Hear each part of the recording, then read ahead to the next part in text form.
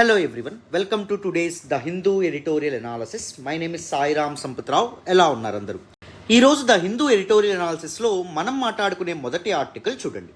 Gig workers bill, reading between the lines. One of the most important articles appeared in the Hindu newspaper on 30th August 2023. So this particular article మనం GS paper 3 growth and development economic సంబంధించి మాట్లాడుకుంటాం. GS paper 2 government policies and interventions సంబంధించి కూడా మనం మాట్లాడుకుంటాం. So ఈ ఆర్టికల్ని మనం కాంప్రహెన్సివ్గా అర్థం చేసుకునే ముందు let us try to understand the context of this article first. అసలు ఏ సందర్భంలో ద హిందూలో ఈ ఆర్టికల్ ఎపేర్ అయింది, ఎడిటోరియల్ ఎపేర్ అయింది, ఫస్ట్ మనం తెలుసుకుందామా? వినండి. The state government of Rajasthan recently introduced a new bill. ఏంటా bill? Rajasthan platform based gig workers registration and welfare bill of 2023. ఈ బిల్ ఏదైతే ఉంటుందో దాన్ని ఇంట్రడ్యూస్ చేయడం అనేటటువంటిది జరిగింది. And what exactly is the stated objective of this particular bill? ఈ bill ఎందుకు తీసుకొచ్చారు? With an aim to ensure social security for gig workers. Gig workers ఎవరైతే ఉన్నారో వాళ్ళకి సోషల్ సెక్యూరిటీ బెనిఫిట్స్ అనేటటువంటివి అందించడం కోసం దిస్ పర్టికులర్ బిల్ని ఇంట్రడ్యూస్ చేయడం అనేటటువంటిది జరిగింది రాజస్థాన్ స్టేట్ గవర్నమెంట్. ఇంతకీ గిగ్ వర్కర్స్ అంటే ఎవరు sir? Gig workers are actually the people who do short term jobs చేస్తూ వాళ్ళ ఆదాయం సంపాదించుకునేటటువంటి వాళ్ళని గిగ్ వర్కర్స్ అనేటటువంటి పేరుతో పిలవడం అనేది జరుగుతుంది. నేను ఎగ్జాంపుల్ ద్వారా ఎక్స్ప్లెయిన్ చేస్తాను చూడండి. ఎలక్ట్రీషియన్స్ ఉంటారు. ఫర్ ఎగ్జాంపుల్ మీ ఇంట్లో ఏసీ కానీ లేకపోతే ఫ్యాన్ కానీ పోయిందనుకోండి, అప్పుడు ఎలక్ట్రీషియన్ పిలిస్తే ఎలక్ట్రీషియన్ ఏం చేస్తాడు? మన ఇంట్లో వచ్చినటువంటి ఆ రిపేర్ ఏదైతే ఉందో దాన్ని మొత్తం బాగు చేస్తారు. మనం ఎంతో కొంత డబ్బులు ముందు మాట్లాడుకుంటాం కదా, ఆ డబ్బులు ఇస్తాం, తను వెళ్ళిపోతాడు. అవునా? సో తనకి మనకి సంబంధం అంటూ ఏముండదు. మనకి ఎంతవరకు పని ఉంటుందో ఆ పని ఆయన చేసి ఆ షార్ట్ టర్మ్ వర్క్ ఏదైతే ఉందో అది చేసి ఆయన వెళ్ళిపోవడం అనేది జరుగుతుంది. లేకపోతే ఫుడ్ డెలివరీ చేసేటటువంటి వాళ్ళు, గ్రాసరీ డెలివరీ చేసేటటువంటి వాళ్ళు ఉంటారు. వాళ్ళు ఏం చేస్తారు? మనం ఏదో ఒకటి ఆర్డర్ పెట్టుకుంటాం, వాటిని మన ఇంటి వరకు తీసుకొచ్చి మనకు అందించి వెళ్ళిపోతారు. వాళ్ళకి మనకి ఫుల్ టైం రిలేషన్షిప్ అనేటటువంటిది ఉంటుందా? ఇక్కడ డబ్బులు మనం ఇస్తున్నాం, మనం ఎంప్లాయర్ అవుతాం. అతను ఎవరైతే ఉన్నారో అతను మన కోసం పనిచేస్తున్నాడు, తను ఎంప్లాయీ అవ్వడం అనేటటువంటి జరుగుతుంది. సో ఎంప్లాయీకి ఫుల్ టైం రిలేషన్ ఏదైతే ఉందా, ట్రెడిషనల్ ఫుల్ టైం జాబ్స్లో ఉండే రిలేషన్ ఏమైనా ఉందా అంటే కాదు. సో తను షార్ట్ టర్మ్ పని అనేటటువంటిది చేస్తున్నాడు, దానికి సంబంధించిన మనీ అనేటటువంటిది మనం పే చేస్తున్నాం. లేకపోతే మనకి ర్యాపిడో కానీ, ఉబర్ కానీ, ఓలా కానీ ఇలాంటి ప్లాట్ఫామ్స్ ద్వారా మనకి క్యాబ్ సర్వీసెస్ అనేటటువంటివి అందించే వాళ్ళు కూడా ఉంటారు. వాళ్ళు ఏం చేస్తారు? మన డ్రాప్ లొకేషన్లో మనం దింపేసి మనం ఇచ్చినటువంటి మనీ ఏదైతే ఉంటుందో తీసుకొని వెళ్ళిపోతారు. ఇక్కడ ఫుల్ టైం జాబ్స్లో ఎంప్లాయీకి ఉండేటటువంటి రిలేషన్షిప్ లాగా ఒక గిగ్ వర్కర్కి అండ్ సర్వీస్ పొందుతున్నటువంటి వాళ్ళకి మధ్య రిలేషన్షిప్ అనేటటువంటిది ఉంటుందా? ఉండడం అనేటటువంటిది జరగదు. అవునా? సో గిగ్ వర్క్ అంటే ఏంటో మీకు అర్థమైందని అనుకుంటున్నాను విత్ దీస్ ఎగ్జాంపుల్స్. మరి గిగ్ వర్క్లో ఉండే లాభం ఏంటి? First flexibility. వాళ్ళకి ఇష్టం వచ్చిన సమయంలో వాళ్ళు హ్యాపీగా పని చేసుకోవచ్చు. అవునా? ఎవరికి కట్టుబడి ఉండాల్సినటువంటి అవసరం లేదు, కమిటెడ్గా ఉండాల్సినటువంటి అవసరం ఏమీ లేదు. వాళ్ళకి నచ్చినప్పుడు వాళ్ళు పని చేసుకోవచ్చు. ఫర్ ఎగ్జాంపుల్ మీ ఇంట్లో ఏసీ పోయింది, ఎలక్ట్రీషియన్కి రమ్మంటున్నారు, సార్ ఈరోజు కుదరదు అంటే మనం ఏమైనా అనగలమా? వాళ్ళకి అండమనేటటువంటిది జరగదు. అండ్ ఓలా, ఉబర్, ర్యాపిడో వాళ్ళు ఉంటారు, వాళ్ళ యాప్ ఎప్పుడైతే వాళ్ళు ఆన్ చేస్తారో, యాక్టివ్లో పెట్టుకుంటారో అప్పుడే వాళ్ళకి రైడ్స్ అనేటటువంటివి వస్తాయి. అవునా కదా? సో ఫ్లెక్సిబిలిటీ అనేటటువంటిది ఉంటుంది గిగ్ వర్క్లో. కానీ ఇంపార్టెంట్ ప్రాబ్లం ఏంటి అంటే సోషల్ సెక్యూరిటీ. వీళ్ళకి ఏమైనా పిఎఫ్లు కానీ లేకపోతే అదర్ సోషల్ సెక్యూరిటీ బెనిఫిట్స్ ఏవైతే ఉంటాయో, రెగ్యులర్ ట్రెడిషనల్ జాబ్స్లో వచ్చేటటువంటి సెక్యూరిటీ బెనిఫిట్స్ ఏవైతే ఉంటాయో అవన్నీ వస్తాయా అంటే రావు. ఇది ఒక కన్సర్న్గా మనం చూడొచ్చు. అయితే ఈ దిస్ పర్టికులర్ కన్సర్న్ ఏదైతే ఉంటుందో దాన్ని ట్యాకిల్ చేస్తూ గిగ్ వర్కర్స్ ఎవరైతే ఉన్నారో వాళ్ళకి సోషల్ సెక్యూరిటీ బెనిఫిట్స్ ఏవైతే ఉంటాయో వాటిని అందించడానికి ఈ పర్టికులర్ బిల్ ఏదైతే ఉంటుందో దాన్ని తీసుకురావడం అనేటటువంటిది జరిగింది రాజస్థాన్ గవర్నమెంట్. మీకు క్లారిటీ వచ్చిందని అనుకుంటున్నాను ఇక్కడి వరకు. సో దిస్ పర్టికులర్ ఆర్టికల్ ఏం డిస్కస్ చేస్తున్నారంటే దిస్ పర్టికులర్ బిల్ ఏదైతే ఉందో దానిలో ఉన్నటువంటి 4 మేజర్ ఇష్యూస్ గురించి మనకి ఇక్కడ ఆథర్స్ మాట్లాడుతున్నారు. సో ఈ 4 మేజర్ ఇష్యూస్ ఏంటో మనం తెలుసుకునే ముందు gig economy and gig work గురించి కాంప్రహెన్సివ్గా బ్యాక్గ్రౌండ్ అనేది తెలుసుకుందాం. డీటెయిల్డ్గా మెయిన్స్ పర్స్పెక్టివ్లో అనలైజ్ చేద్దాం. దాని తర్వాత నేనేం ఎక్స్ప్లెయిన్ చేస్తాను అంటే దిస్ పర్టికులర్ ఆర్టికల్లో మెన్షన్ చేసినటువంటి మేజర్ ఇష్యూస్ ఏంటో నేను డిస్కస్ చేస్తాను. ఓకేనా? ప్రతి ఆర్టికల్ని ఇలా బ్యాక్గ్రౌండ్ నుంచి, బేసిక్స్ నుంచి కాంప్రహెన్సివ్గా డీటెయిల్డ్గా తెలుసుకోవడం వల్ల రేపొద్దున్న దిస్ టాపిక్ మీద ఏదైనా మీకు ఆర్టికల్ ఎపేర్ అయితే మీ ఓన్గా మీరు అనలైజ్ చేయగలుగుతారు. మీకు ఎంత మాత్రం నా అవసరం అయితే ఉండదు. ఓకేనా? So just travel with me for the next 6 to 12 months. I will make your UPSC preparation very easy for sure. Okay? కానీ క్లాస్లోకి వెళ్ళే ముందు ఒక్క చిన్న మాటమ్మ, మన హిందూ ఎడిటోరియల్ అనాలిసిస్ వెనక కానీ, మన యూట్యూబ్ ఛానల్లో అప్లోడ్ చేసే అన్ని వీడియోస్ వెనక కానీ, పీడిఎఫ్స్ వెనక కానీ, వీటన్నింటి వెనక చాలా ఎఫర్ట్స్ ఉంటాయి, చాలా హార్డ్ వర్క్ ఉంటుంది, చాలా టైం అనేటటువంటిది ఇన్వెస్ట్ చేయాల్సి ఉంటుంది. If really want to acknowledge your efforts, please do hit that big fat like button. Explanation ఎలా ఉందో కామెంట్ చేయండి. మీ ఫ్రెండ్స్ అండ్ ఫెలో ఆస్పిరెంట్స్కి కూడా మన వీడియోస్ని షేర్ చేసే ప్రయత్నం చేయండి. ఓకేనా? రైట్. మరి ఇప్పుడు without any further delay background of the టాపిక్లోకి వెళ్దాం, వినండి. Now what exactly is gig economy and gig workers? Gig economy is a free market system. That means state అనేటటువంటిది ఇన్వాల్వ్ అవ్వడం అనేది జరుగుతుంది. ప్రభుత్వం ఈ పర్టికులర్ ఎకనామిక్ సిస్టంలో ఇన్వాల్వ్ అవ్వదు. In which temporary positions are common. Temporary positions కామన్గా ఉంటాయి. And organisations contract with independent workers for short term engagements. So short term engagements కోసం కంపెనీస్ కొంతమంది వర్కర్స్ని హైర్ చేసుకుంటే వాళ్ళని గిగ్ వర్కర్స్ అని చెప్పడం అనేటటువంటిది జరుగుతుందన్నమాట. And this particular system will be outside the ambit of traditional employer-employee relationship. Traditional employer and employee relationship ఎలా ఉండడం అనేది జరుగుతుంది. సో ఎంప్లాయర్ ఎంప్లాయీకి జాబ్ ఇస్తాడు. జాబ్ ఇచ్చేటప్పుడు ఏం చేస్తాడు? ఒక అపాయింట్మెంట్ లెటర్ ఇస్తాడు. ఎంప్లాయీకి ఇంత జీతం ఇస్తానని చెప్తారు, ఇంత పిఎఫ్ కట్ అవుతుందని చెప్తారు. రైట్. ఆ ఎంప్లాయీకి వర్క్ ఏదైతే ఉందో వర్క్ అసైన్ చేయడం అనేటువంటి జరుగుతుంది. ట్రైనింగ్ అండ్ ప్రొవైడ్ చేస్తారు. తర్వాత వర్క్ అసైన్ చేస్తారు. వర్క్ అసైన్ చేసిన తర్వాత మంత్లీ అతనికి జీతం పడడం అనేటటువంటి జరుగుతుంది. అవునా? This is actually traditional employer employee relationship. ఇక్కడ ఎలా ఉంటుంది అంటే షార్ట్ టర్మ్కి కొంతమందిని హైర్ చేసుకుంటారు, ఆ పని వరకు మాత్రమే. ఫర్ ఎగ్జాంపుల్ నేను ఒకటి చెప్తాను. మా ఇంట్లో ఏసీ పోయింది అనుకోండి. నేను ఏం చేస్తాను? ఒక ఏసీ బాగు చేసేటటువంటి అతనికి ఫోన్ చేస్తాను. చేసి అతను ఏం చేస్తాడు? మా ఇంటికి వచ్చి ఏసీ బాగు చేస్తాడు. బాగు చేసిన తర్వాత అతనికి ఎంతైతే అతను అడుగుతాడో ఆ డబ్బులు నేను ఇచ్చేస్తాను. అతనికి నాకు మధ్య రిలేషన్షిప్ మరి ఉండదు. This actually short term relationship. లేకపోతే నేను ఒక క్యాబ్ ఎక్కాను, ఓలా కానీ ఊబర్ కానీ క్యాబ్ ఎక్కాను. సో అతను నా ఇంటి దగ్గర డ్రాప్ చేశాడు. డ్రాప్ చేసిన తర్వాత ఎంత బిల్ అయింది సార్ అంటే ఆ బిల్ నేను పే చేసేస్తాను. అక్కడితో నాకు అతనికి రిలేషన్షిప్ మరి ఉండదు. ఇక్కడ నేనే ఇస్తున్నాను అతనికి డబ్బులు, కానీ అతనికి నాకు రిలేషన్షిప్ లాంగ్ టర్మ్ ఉందా అంటే లేదు. షార్ట్ టర్మ్ రిలేషన్షిప్ ఉండడం అనేది దిస్ యాక్చువల్లీ టెంపరీ పొజిషన్స్ అని చెప్పి మనం అనుకోవచ్చు అనమాట. So there will be 2 groups in gig workers. Gig వర్కర్స్లో 2 groups ఉంటారు. ఒకరు ప్లాట్ఫామ్ వర్కర్స్, రెండు non platform workers. Platform workers, when I say this word platform workers, that simply means they get their work based on a particular mobile application. For example, Ola, Uber గానీ, Zomato కానీ, Swiggy కానీ ఆ mobile application ద్వారా ఈ delivery boys వీళ్ళందరికీ work వస్తుంది కదా. So వాళ్ళందరూ ఏమవుతారు? ప్లాట్ఫామ్ వర్కర్స్ అవుతారు. నాన్ ప్లాట్ఫామ్ వర్కర్స్ అంటే ఎవరు? Construction workers, catering workers. నేను ఇప్పుడు ఏసీ బాగు చేయడానికి ఒక ఆయన పిలిచానని చెప్పాను. వీళ్ళందరూ నాన్ ప్లాట్ఫామ్ వర్కర్స్ అవుతారు. సో వాళ్ళకి ఏమైనా మొబైల్ అప్లికేషన్ ఏమైనా ఉంటుందా?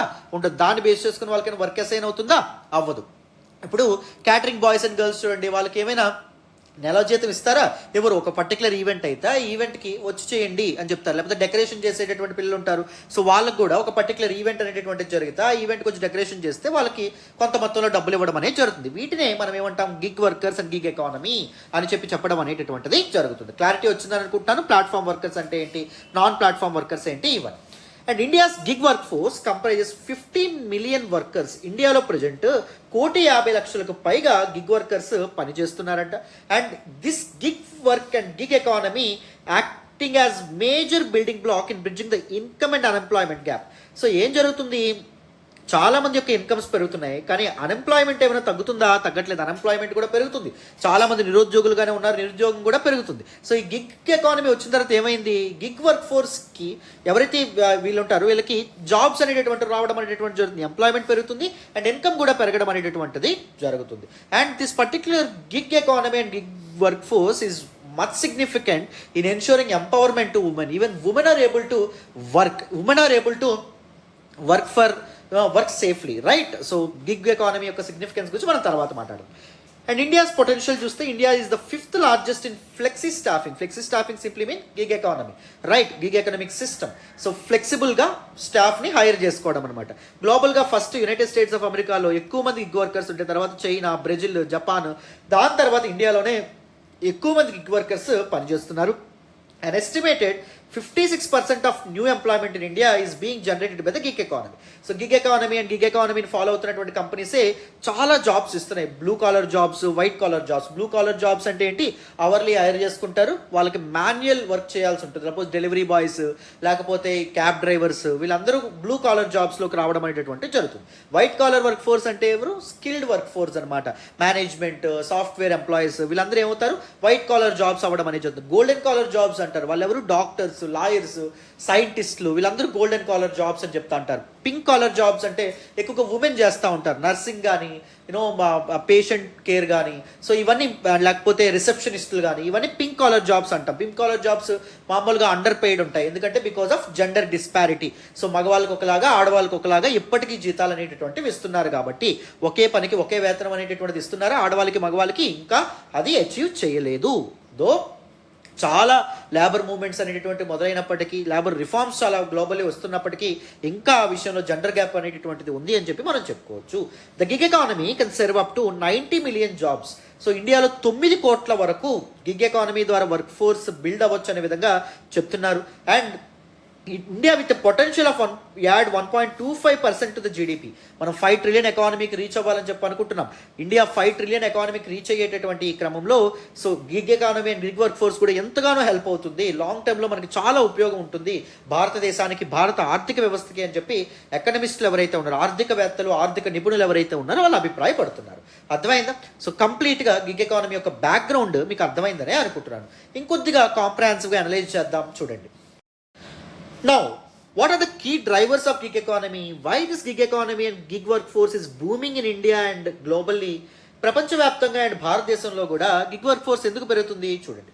Flexibility to work from anywhere. Office నుంచి వర్క్ చేయక్కర్లేదు, ఎక్కడి నుంచైనా హ్యాపీగా వర్క్ చేయొచ్చు. అండ్ దాంతోపాటు ఎప్పుడు కావాలంటే అప్పుడు మానేయచ్చు కూడా. Changing work approach. So present generations, ఒకప్పుడు వర్కర్స్ ఎలా ఉండేవాళ్ళు? వాళ్ళ ఫ్యామిలీని పోషించుకోవడానికి, తినడానికి అలా పనిచేసేవాళ్ళు. ఇప్పుడు ఎలా మారుతుంది? వాళ్ళ ఇన్నర్ అర్జ్ ఏదైతే ఉంటుందో దాన్ని ఫుల్ఫిల్ చేసుకోవడానికి చాలామంది పనిచేస్తున్నారు. సో ఈ వర్క్ అప్రోచ్ ఎప్పుడైతే మారిందో గిగ్ ఎకానమీ దాన్ని క్యాటర్ చేస్తుందా లేదా? సపోజ్ ఫర్ ఎగ్జాంపుల్, ఒక క్యాబ్ డ్రైవర్గా పనిచేసినటువంటి వ్యక్తి సడన్గా మానేయాలంటే మానేయచ్చు, అతనికి బోర్ కొడితే మానేయచ్చు. నెక్స్ట్ ఇంకొక జాబ్ ఏదైతే ఉంటుందో దాన్ని టేకప్ చేయొచ్చు. సో చేంజింగ్ వర్క్ అప్రోచ్ తగినట్టుగా గిగ్ ఎకానమీ ఉంది కాబట్టి గిగ్ ఎకానమీ అనేది బాగా డెవలప్ అవుతుంది. Emergence of new business models, కొత్త బిజినెస్ మోడల్స్ వస్తున్నాయి. అండ్ దాంతోపాటు స్టార్టప్ ఎకోసిస్టమ్ అనేటటువంటిది కూడా పెరుగుతుంది. స్టార్టప్స్ సో ఎక్కువ పెట్టుబడి పెట్టగలవా? పెట్టలేవు. ఇప్పుడు మంత్లీ శాలరీ బేసిస్ మీద నేను ఒక ఎంప్లాయీని తీసుకుంటే అతనికి ఫిక్స్డ్ కాస్ట్ అనేటటువంటివి ఉంటాయి. అలా కాకుండా నువ్వు ఒక పలానా పని చేస్తే నీకు ఇంత డబ్బులు ఇస్తాను, సో ఈ పని ఇంత బాగా ఇంత త్వరగా చేస్తే నీకు ఇన్సెంటివ్ ఇస్తానని చెప్పడం వల్ల వర్క్ అవుట్పుట్ పెరుగుతుందా లేదా? అండ్ దాంతోపాటు ఎఫిషియన్సీ అనేటటువంటిది పెరుగుతుందా లేదా? పెరుగుతుంది sir. Rising demand of contractual employees. Contractual ఎంప్లాయీస్కి డిమాండ్ కూడా విపరీతంగా పెరగడం అనేటటువంటిది జరుగుతుంది. రైట్. దాని కారణంగా గిగ్ ఎకానమీ కూడా చాలా బూమ్ అవుతుందని చెప్పి మనం చెప్పుకోవచ్చు. What are the associated challenges sir? Gig ఎకానమీకి ఎదురుగా ఉన్నటువంటి సవాళ్ళండి. బూమ్ అవ్వడానికి ఇంపెడిమెంట్స్, అబ్స్టకల్స్గా ఏమున్నాయి అని చెప్పి మనం తెలుసుకుందాం. Unregulated nature. So gig economy అనేటటువంటిది it is outside the ambit of traditional employee relationship. So regulate చేసేటటువంటి ఏ చట్టాలు లేకపోవడం. అండ్ లో స్కిల్స్, లెస్ బార్గెనింగ్ పవర్. ఒకవేళ నీకు స్కిల్ లేకపోతే నువ్వు ఒక వర్క్ని 3 రోజులు చేయి, 4 రోజులు చేయి, 10 రోజులు చేయి, బట్ కానీ నీ స్కిల్ అనేది నీకు లేకపోతే నీకు బార్గెనింగ్ పవర్ ఉంటుందా? నేను 2 రోజులు పనిచేశాను, నాకు ఇంత డబ్బులు ఇవ్వండి అని అడగలవా? అడగలేవండి. దాంతోపాటు ఒక కలెక్టివ్ బార్గెనింగ్ పవర్ కూడా ఉండదు. ఫర్ ఎగ్జాంపుల్, ఒక కంపెనీలో పనిచేస్తున్నటువంటి, ఫ్యాక్టరీలో పనిచేస్తున్నటువంటి వర్కర్స్ అందరూ మాకు జీతాలు పెంచండి అని చెప్పి కలెక్టివ్గా వాళ్ళు ఇది చేయొచ్చు, కలెక్టివ్గా గట్టిగా మేనేజ్మెంట్ నిలదీయచ్చు. కానీ gig work force since they work from remote places వాళ్ళు కలెక్టివ్గా నెగోషియేట్ చేయగలరా? బార్గెన్ చేయగలరా? జీతాలు పెంచండి ఇవన్నీ కానీ అవన్నీ కానీ చేయగలరా? చేయడం అనేటటువంటిది కుదరదు. Demand supply miss match. So ఇక్కడ చూడండి ఏం జరుగుతుంది? ఎక్కువ మంది గిగ్ వర్క్ ఫోర్స్లోకి రావాలని చెప్పి అనుకుంటున్నారు, కానీ అన్ని జాబ్స్ అనేటటువంటి ఉన్నాయా? లేవు. జాబ్స్ తక్కువ ఉన్నాయి, డిమాండ్ అనేటటువంటిది ఎక్కువగా ఉంది. దాన్ని కంపెనీస్ ఏం చేస్తున్నాయి? లెవరేజ్ చేసుకొని నువ్వు కాకపోతే ఇంకొకటి చేస్తాను, నీకు ఇంతే ఇస్తాను, చేస్తే చేయి, లేకపోతే లేదు, ఇలా మాట్లాడడం అనేటటువంటి జరుగుతుంది. దానివల్ల గిగ్ వర్క్ ఫోర్స్ వాళ్ళు ఎవరైతే ఇంక్లూడ్ అయి ఉన్నారో సో వాళ్ళు చాలా చాలా ఇబ్బందులు, నెగిటివ్ ఇంపాక్ట్స్ చూడాల్సిన, నెగిటివ్ కాన్సిక్వెన్సెస్ చూడాల్సిన పరిస్థితి ఏర్పడుతుంది అనమాట. అర్థమైందా? Very important. Now, what exactly are the positives and negative aspects with gig economy? Pros చూడండి. Help in balancing home and work. So ఇంటి పనిని అండ్ దాంతోపాటు వర్క్ని బ్యాలెన్స్ చేసుకోవడం చక్కగా కుదురుతుంది. కావాల్సినటువంటి సమయంలో పని చేసుకోవచ్చు అండ్ ఎప్పుడు పని చేసినంత మాత్రాన్ని పని చేసిన దానికి జీతం వస్తుంది కాబట్టి హ్యాపీగా మేనేజ్ చేసుకోవచ్చు. ఉమెన్ ఎక్కువగా దీనివల్ల చాలా చాలా యూస్ పొందుతున్నారు. Offer safe work environment for women. Night షిఫ్ట్లు చేయక్కర్లేదు. సో ఒక ప్రదేశం నుంచి ఇంకో ప్రదేశానికి ట్రావెల్ చేయక్కర్లేదు. ఆ ఇష్యూస్ అన్నిటటువంటి తప్పుతున్నాయి. అండ్ దాంతోపాటు ఉమెన్ చాలామంది సో వర్క్ ప్లేసెస్లో కూడా చాలా ఇబ్బందులు ఎదుర్కోవడం అనేది జరుగుతుంది. వాటన్నింటికి సో ఒక ఫుల్ స్టాప్ పెట్టడం అనేది జరిగింది gig economy and gig work force. Provides on demand work. నువ్వు ఏ పని కావాలంటే ఆ పని టక్కన నీ దగ్గరకు వస్తూ ఉందన్నమాట. సో ఆన్ డిమాండ్ వర్క్ కూడా దీనిగా ఉంది. And help in earning extra income. నీ రెగ్యులర్ ఇన్కమ్తో పాటు కొంత ఎక్స్ట్రా ఇన్కమ్ని సంపాదించేటటువంటి అవకాశం కూడా ఉందన్నమాట. ఫర్ ఎగ్జాంపుల్ మన ఫ్యాకల్టీలో కొంతమంది ఆల్రెడీ సివిల్ సర్వెంట్స్గా ఉన్నారు. సో వాళ్ళు ఉద్యోగాలు చేస్తూ మన దగ్గర ఏం చేస్తున్నారు, క్లాసులు చెప్తున్నారు. సో కొంత ఎక్స్ట్రా ఇన్కమ్ వాళ్ళు కూడా సంపాదించుకోగలుగుతున్నారు. అర్థమైందా? సో ఇలా అనమాట. So what are the negative aspects? First one, digital divide. చూడండి అమ్మా, సో ఒక రిపోర్ట్ ఏం చెప్తుంది అంటే ఇండియాలో ఓన్లీ 20% ఆఫ్ ద ఉమెన్కి మాత్రమే మొబైల్ ఫోన్స్కి, స్మార్ట్ ఫోన్స్కి యాక్సెస్ ఉంది. మెన్లో అది మీరు చూస్తే ఏకంగా 79% men had access to this particular mobile phones and smart phones. So digital divide ఉందా లేదా? డిజిటల్ ఇన్ఫ్రాస్ట్రక్చర్ అందరికీ ఒకేలా ఉందా, అవైలబుల్గా ఉందా లేదా, వేరుగా ఉందా? వేరుగా ఉంది. అర్బన్ సెంటర్స్లో ఎక్కువగా మొబైల్స్ వాడుతున్నారు. రూరల్ ఏరియాస్లో మొబైల్స్ గట్రా వాడుతున్నారా? వాడట్లేదు. మెన్ ఎక్కువగా వాడుతున్నారు. ఉమెన్ ఎక్కువగా వాడుతున్నారా? వాడట్లేదు. So upper caste and upper communities వాళ్ళు ఎక్కువగా వాడుతున్నారు. లోవర్ క్యాస్ట్ వాళ్ళకి యాక్సెస్ ఉంటుందా అంటే ఉండట్లేదు. So because of this digital divide only few sections of people are able to reap the fruits of so this gig economy. So చాలామంది gig economy యొక్క లాభాలని కోల్పోవడం అనేది జరుగుతుంది. నెక్స్ట్, వేజ్ డిస్పారిటీస్ కూడా. సో గిగ్ వర్క్ ఫోర్స్లో కూడా అబ్బాయిలకి మగవాళ్ళకి ఎక్కువగా జీతాలు అనేటువంటివి ఉంటున్నాయి. ఫర్ ఎగ్జాంపుల్, సో మీకు ఈ పర్టికులర్ ఓలా ఉబర్లో సర్జ్ పీరియడ్ అని చెప్పి మీరు వినే ఉంటారు. వర్షం పడేటప్పుడు కానీ అర్ధరాత్రి పూట కానీ మీరు క్యాబ్ బుక్ చేస్తే మీకు ఎక్కువగా ఉంటుంది. ఎక్కువ మీరు పే చేయాల్సి ఉంటుంది. డ్రైవర్కి కూడా ఎక్కువ ఇన్కమ్ ఉంటుంది. అవునా కాదా? సో మరి ఆ టైంలో ఉమెన్ వర్క్ చేయగలరా? చేయలేరు. సో అందుకే మెన్ దాన్ని ఉపయోగించుకుంటున్నారు. కానీ ఉమెన్కి ఈ సర్జ్ కానీ లేకపోతే ఇంక్రీజ్ ఇన్ ప్రైసెస్ వల్ల ఏమైనా ఇది ఉంటుందా, ఉపయోగం ఉంటుందా? ఉపయోగం ఉండట్లేదు. సో వేజ్ డిస్పారిటీస్ ఇక్కడ కూడా మనకు కనిపిస్తున్నాయి. Biased against women. చెప్పాను కదా, ఉమెన్కి బయాస్డ్గా ఉండడం అనేటువంటిది ఉంది. కొన్ని వర్క్స్ మాత్రం మగవాళ్ళే చేయాలి, ఆడవాళ్ళు చేయకూడదు because of their responsibilities. So ఆడవాళ్ళు అయితే ఇంటి పనులు చూసుకోవాలి, పిల్లలను చూసుకోవాలి, వీటన్నిటి వల్ల సరిగ్గా పనిచేయరు కాబట్టి ఆడవాళ్ళని మేము తీసుకోము, ఈ పనికి మగవాళ్ళే కావాలి అనేటటువంటి రెస్ట్రిక్షన్స్ ఏవైతే ఉన్నాయో దాని కారణంగా కూడా సో చాలామంది ఆడవాళ్ళు డిస్క్రిమినేషన్ ఫేస్ చేస్తున్నారు గిగ్ వర్క్ ఫోర్స్లో. ఓకేనా? క్లారిటీ వచ్చిందా? So existing legislations for gig economy రిలేటెడ్గా ఉన్నటువంటి ఎగ్జిస్టింగ్ చట్టాలు ఏంటి? రీసెంట్గా మనకి నరేంద్ర మోడీ గవర్నమెంట్ 2019లో కొన్ని లేబర్ రిఫార్మ్స్ తీసుకురావడం అనేది జరిగింది. 44 లేబర్ లాస్ ఏవైతే ఉంటాయో, ఎగ్జిస్టింగ్ లేబర్ లాస్ ఏవైతే ఉంటాయో వాటన్నిటిని కలిపి 4 లేబర్ కోడ్స్గా సబ్జ్యూమ్ చేయడం అనేటటువంటిది జరిగింది. సో మీ అందరికీ తెలుసనే అనుకుంటున్నాను. అందులో రెండేంటి? The code on wages 2019, the code on social security 2020. So code on wages 2019 ఏదైతే ఉందో it provides for universal minimum wage. కనీస వేతనం అనేటటువంటిది ఉండాలి. ఒక ఫ్లోర్ వేజ్ ఏదైతే ఉంటుందో దాన్ని అక్రాస్ ఆర్గనైజ్డ్ అన్ఆర్గనైజ్ సెక్టర్లో ఒక మినిమం వేజ్ని వాళ్ళు డిసైడ్ చేయడం అనేది జరిగింది. ఈవెన్ గిగ్ వర్కర్స్ కూడా మినిమం ప్రైస్ ఎంత ఉండాలని చెప్పి నిర్ణయించారనమాట. The code on social security 2020 recognises gig workers as a newly occupational category, ఒక కొత్త ఆక్యుపేషనల్ కేటగిరీగా గుర్తించడం అనేది జరిగింది. బట్ ద మేజర్ ఇష్యూ ఏంటి అంటే దిస్ లేబర్ రిఫార్మ్స్ ఏవైతే ఉంటాయో అవి ఇంకా ఇంప్లిమెంటేషన్కి నోచుకోలేదు. అది మెయిన్ ప్రాబ్లం అనమాట. ఎందుకు అంటే ఒక చట్టం చేసిన తర్వాత దానికి సంబంధించినటువంటి రూల్స్ ఏవైతే ఉంటాయో వాటిని డిఫైన్ చేస్తారు, వాటిని ఇస్తారన్నమాట. Right? on what rules and regulations the administrative machinery should follow to implement this particular act అని చెప్పి రూల్స్ ఇష్యూ చేస్తారు కదా. ఆ రూల్స్ ఇప్పటి వరకు ఇష్యూ చేయకపోవడం వల్ల ఇప్పటికీ దిస్ పర్టికులర్ ఈ యాక్ట్స్ యొక్క రిఫార్మ్స్ యొక్క ఫ్రూట్స్ని గిగ్ వర్కర్స్ ఎవరైతే ఉన్నారో వాళ్ళు ఉపయోగించుకోలేకపోతున్నారు. క్లారిటీ వచ్చిందా నాన్న? నెక్స్ట్ చూడండి. మరి ఈ gig work force and gig work ఎకానమీని ఎలా ఇంప్లిమెంట్ చేయగలం? గిగ్ ఎకానమీని భారత ఆర్థిక వ్యవస్థకి ఒక సపోర్ట్గా, ఒక బూమ్ ఇచ్చేటట్టు ఎలా ఉపయోగించుకోగలం, ఎలాంటి ఇంప్రూవ్మెంట్ తెస్తే మంచిది? Need to empower the gig workers వాళ్ళ రైట్స్ గురించి చెప్పాలి. అండ్ దాంతోపాటు చట్టాలు వాళ్ళకి ఎలాంటి సేఫ్ గార్డ్స్ అండ్ రక్షణలు ఇస్తున్నాయో వాళ్ళకి అవగాహన అనేది కల్పించాలి. Need to offer mandatory coverage to platform workers ఎవరైతే ఉన్నారో, ప్లాట్ఫామ్ వర్కర్స్ అంటే నేను చెప్పాను ఒక మొబైల్ అప్లికేషన్ ద్వారా పనిచేసేటటువంటి వాళ్ళు, Ola drivers, Uber drivers, Zomato delivery boys, right. And Rapido drivers వీళ్ళందరూ ఎవరైతే ఉంటారో వీళ్ళందరికీ ఒక మ్యాండేటరీ కవరేజ్ అనేటటువంటిది ఉండాలన్నమాట. Insurance coverage, social security facilities, పిఎఫ్లు, సో ప్రొవిడెంట్ ఫండ్, సో ఇవన్నీ పెన్షన్ సిస్టమ్, ఇవన్నిట్లో వాళ్ళని ఇంక్లూడ్ చేయాలి. Need to build the right physical and social infrastructure.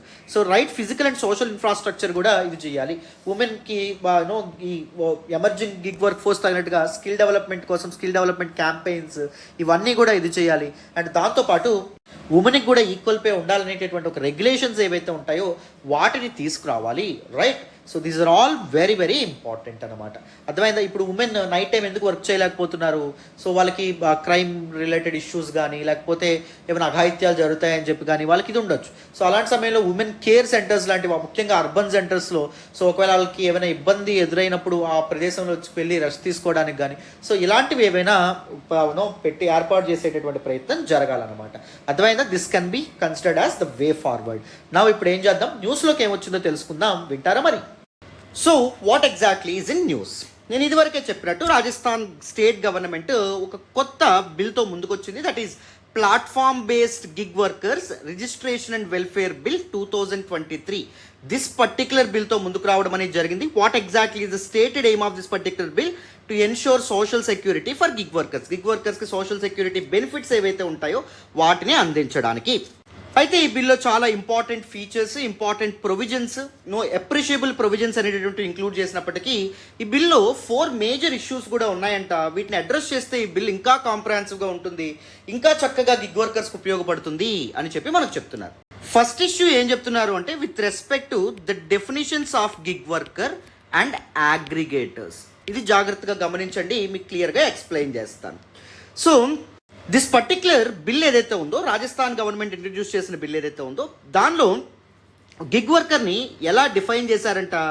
A person who performs work or participates in a work arrangement and earns from such activities outside of traditional employee employer relationship.